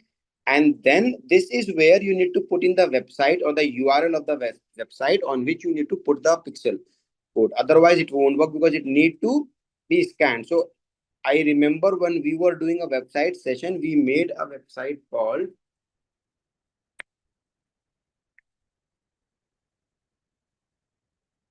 if I'm not wrong, this was the website, right? So maybe I'll take this URL and I will go over here, paste it and scan it. So website should be genuine, right? And so my website is there. Now I can create conversion action from website events and Google Analytics app events, all sort of things. Now this is where I hope everyone is able to see and understand what I'm explaining. It's very important, and maybe one of the most important part of this strategies to paid campaign session.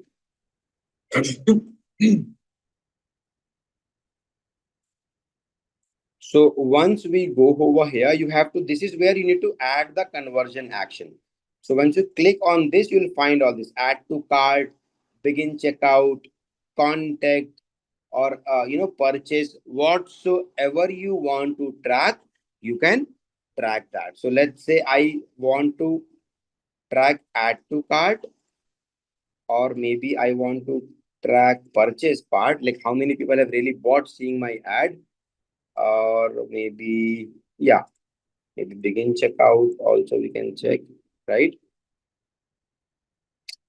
Or add to cart, event type, page load, and this URL. So it's a add to cart conversion when somebody visits page on this page. Anyone visiting on this page and click on the add to cart thing for my advertisement, it will, this pixel which I'm creating will track that. Okay. So far, so good.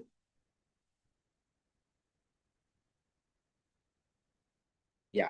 Now this is where add creation conversion action manually, which means when I click on this, you can find a category again, like all those things.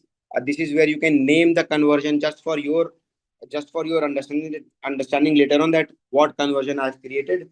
So I will say add to cart, and then I will write it down over here. Say paid campaign strategy, pixel code 1, add to cart, something like that. I need to name. This is important to know for which ad or for what I am creating that code. Or maybe change it to purchase. That will be better. Just for, because at the end of the purchase is a goal. Purchase. Use different value to different conversion means you will see steps to add dynamic values to your tracking code on the next page. If you don't add this code, the default value entered here will be used. So default value is 1 rupee. So any conversion, even if it's one value purchase happen, it will measure. So you need to just add value.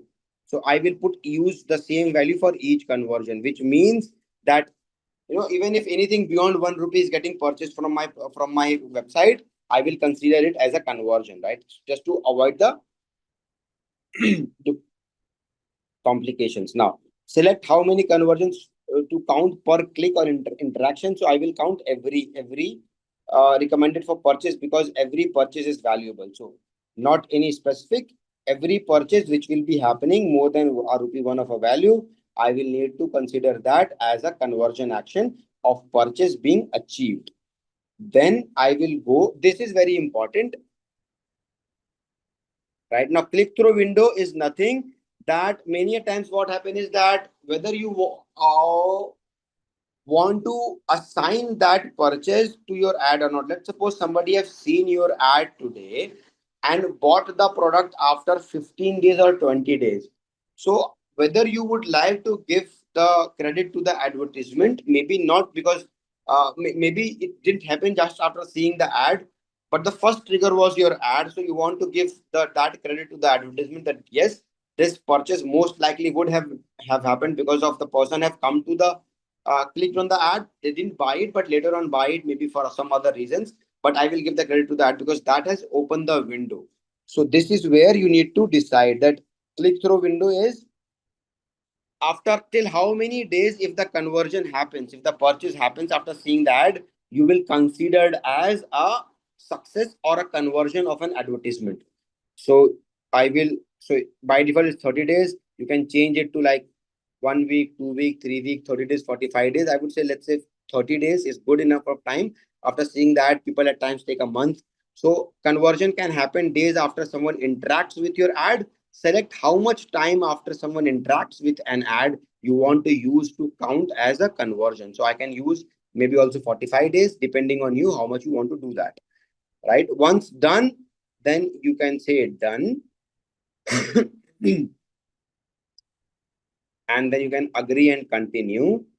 And you can see this account because that's not a real campaign right now. Anyone, this it can't perform an action, right? So once you agree and continue, nothing is else is left. We have done the conversion coding.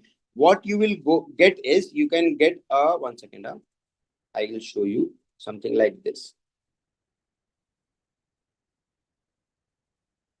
Something like this. Is it visible to everyone?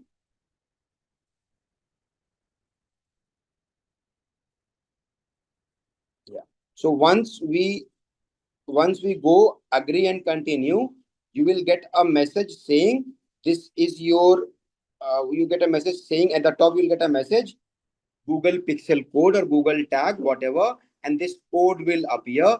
And at the bottom you will get a message like this: add this code to your website manually. Are we clear? And a blue button will be here saying copy the code or something like that, right? All you need to do is just copy this code, this entire code that looks like a weird language to you as a script. You need to copy this code, right? So we do it, copy it. And so for this particular conversion and for whatever conversion you create, like for this conversion, I have created a code and now it will track the purchase. Sorry, it was purchase on this website using all the values that I have added for this code, right? And this code will appear. Now, once I have to copy that, what you have to do is you have to go to the website that you have created. So you go to the dashboard section, remember? This also you all are remember, as I said, everything from day one, what we are learning will come as a link to each other. This dashboard, everyone remember, we have created the website using the WordPress dashboard. Maybe we started this in last year, December or January, I'm not sure. But I hope everyone knows that. Yeah. So what you have to do is you have to come to this dashboard. And then once you are there, what you need to do is you have to go to this section called appearance. Let me check. Under appearance, you go to this theme file editor.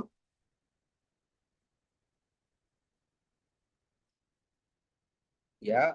See, this is an important message that this is a coding of the website. If you can know how to make direct edits to this section, then only enter. Otherwise, don't enter because it's like, the coding and it can change the entire website. So I understand. I'm taking that risk.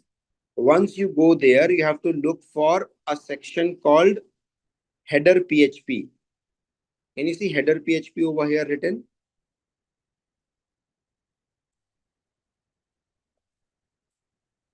Header PHP. Click on this. And once you click on this, you see the entire website coding will open in front of you, right? This is the entire website which I have created so far. And this is the head section of the website. Now, all you need to do is before, if I'll do this,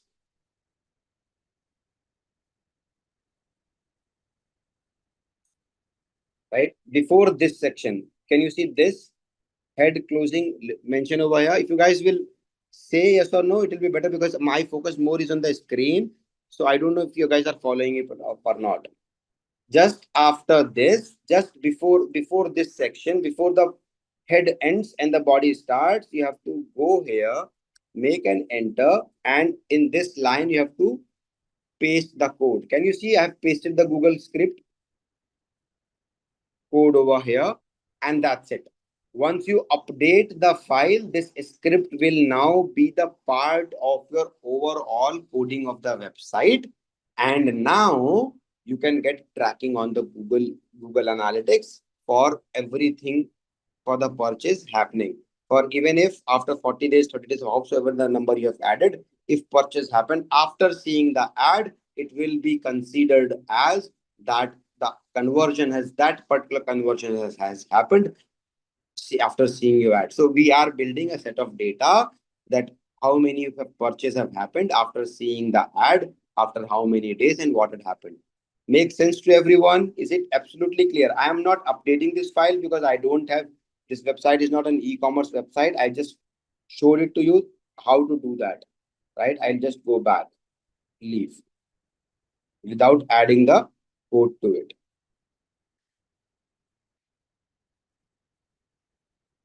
Yes, no, all good, interesting, insightful, learning something.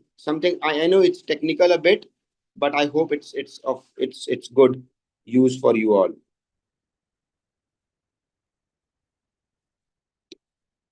So I have prepared a checklist for Google advertisement. This is like a bit of manual work from I have to done, but I thought it's good for you all. I'll share this at the end of the session today as this as well. So a checklist for Google, what you need to do, Facebook also, what you need to do, and some of the best practices that you have to follow for both Google paid campaigns and Facebook campaigns. You can keep it handy. I'll just explain it a bit. One second. Thank you, Jitendra. Just allow me a second.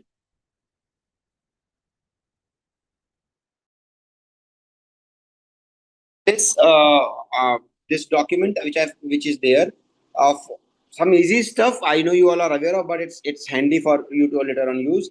Like define campaign objective, description, keyword research you need to do, set a budget like a pre campaign things, choose campaign type that you have done earlier. Remember whether it want to be a search based campaign or just a lead based campaign or performance max, whatever.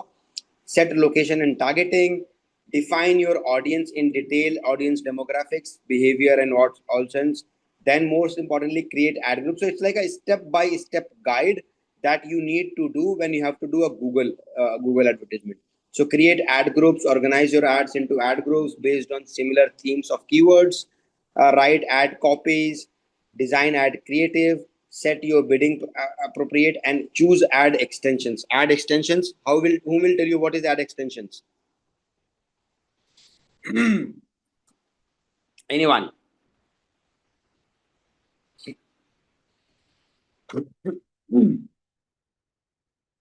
We have done this part earlier.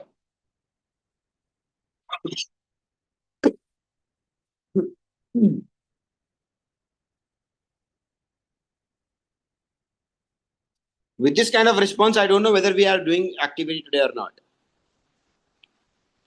I can't see anyone speaking apart from. Yes, site links and call outs. At least Jitendra have mentioned. Thank you. So then you need to do the ad scheduling, and then you need to implement tracking, right? So this is what we have learned.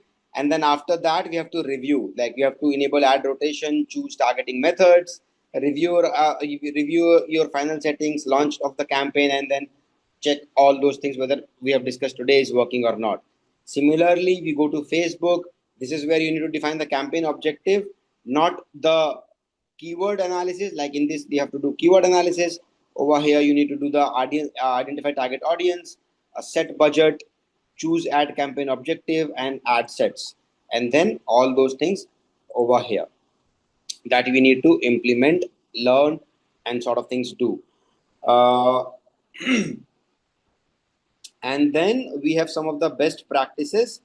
When what is needed to do is that conduct audience and competitor research before launching the campaign. We have done this we have explained this more in detail in this session, how to do that, to and why that is needed to be done. Over here somewhere, over here, so that I will that also have added into that. Define clear objective or KPI to measure campaign success, use high quality images, implement tracking mechanism, use analytics, ensure compliance with Google ads policies, similar to on Facebook. Also Facebook ad policies, monitor campaign regularly. When and say that how to monitor the performance, mention it out, that when to do what, from SQR analysis to keyword analysis to micrometrics analysis and all sort of things, and then macrometrics analysis. So all those are regular analysis of the campaign that we need to do over here, and then optimize the landing pages for conversation. That also I have shared. In fact, we have given a tool also, which is called Unbounce, for you all to learn. So this is the kind of a good checklist that I've created. Every time that you have to do a Facebook campaign or a Google campaign, you can follow this procedure and also find some of the best practices that you must be doing to make it a good, reasonable campaign.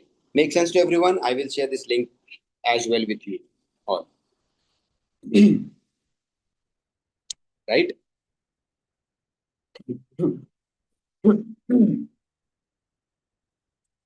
Okay.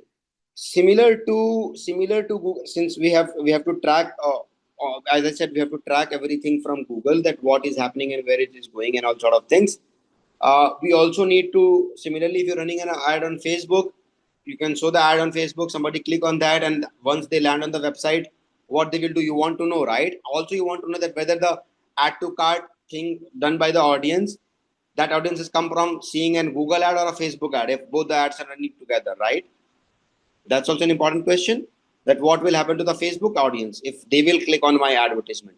So there also we have a solution. Again, I'll just stop sharing a bit for a bit, and then I'll go here. And then, okay. So now what you have to do is that, you see this, again, you all remember this platform as well, this Facebook ads manager or meta ads manager. We have been to this platform, everyone remember that, right? Now let's say this is where you can create the ad, you can do multiple ads over here, do everything and sort of things. You can also, which ads, there are few ads which is already been created, already been there, might be running sort of thing, so that part I'm not going to.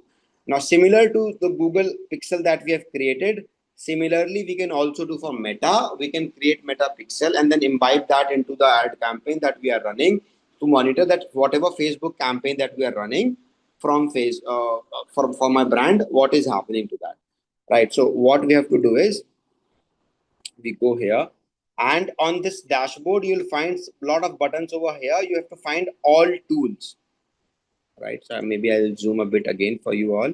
You have to find this section called all tools.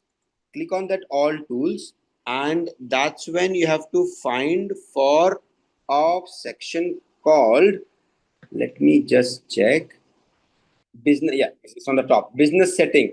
So on all tools you have to go to business settings, and once you go to your business setting, you will see who all are the active members to run the advertisement. So I mean, this is inactive right now, but you can check all that. And this is where you have to look for a section called data sources. Can you all see this? Data sources.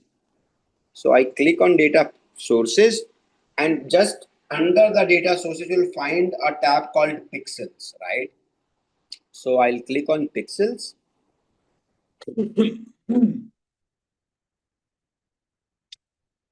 Pixels have a new location. We have made some changes to our platform. Why they keep on changing the platform, which I don't understand, but it's okay.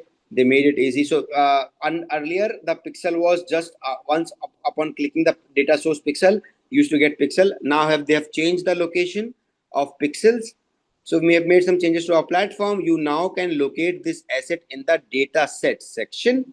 So this is data set section within the data source menu. So we can go to data sets now, either this, or we can click from here, go to data sets.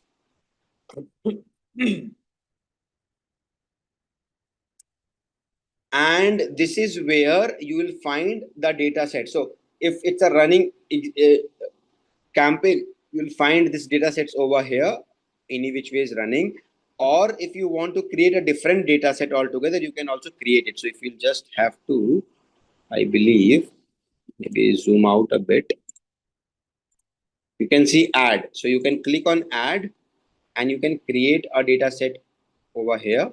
Just name it, and like, or you can select existing data set as well, whatever you have. So let's say if I want to paid strategy 13th April, next, right? So it's already here, right? So, and you can see a person who has full control. So it's me who is having full control for this ad campaign and that this data set. You can also assign other people whom you want to give access to, those who are on this page. You can do all that to manage the data tracking and everything else. So once I click on this paid strategy or whichever data set, then what you have to do is we have to find this three dots over here. Click on this and it will open as a pop-up window saying open in events manager. So I'll open in events manager.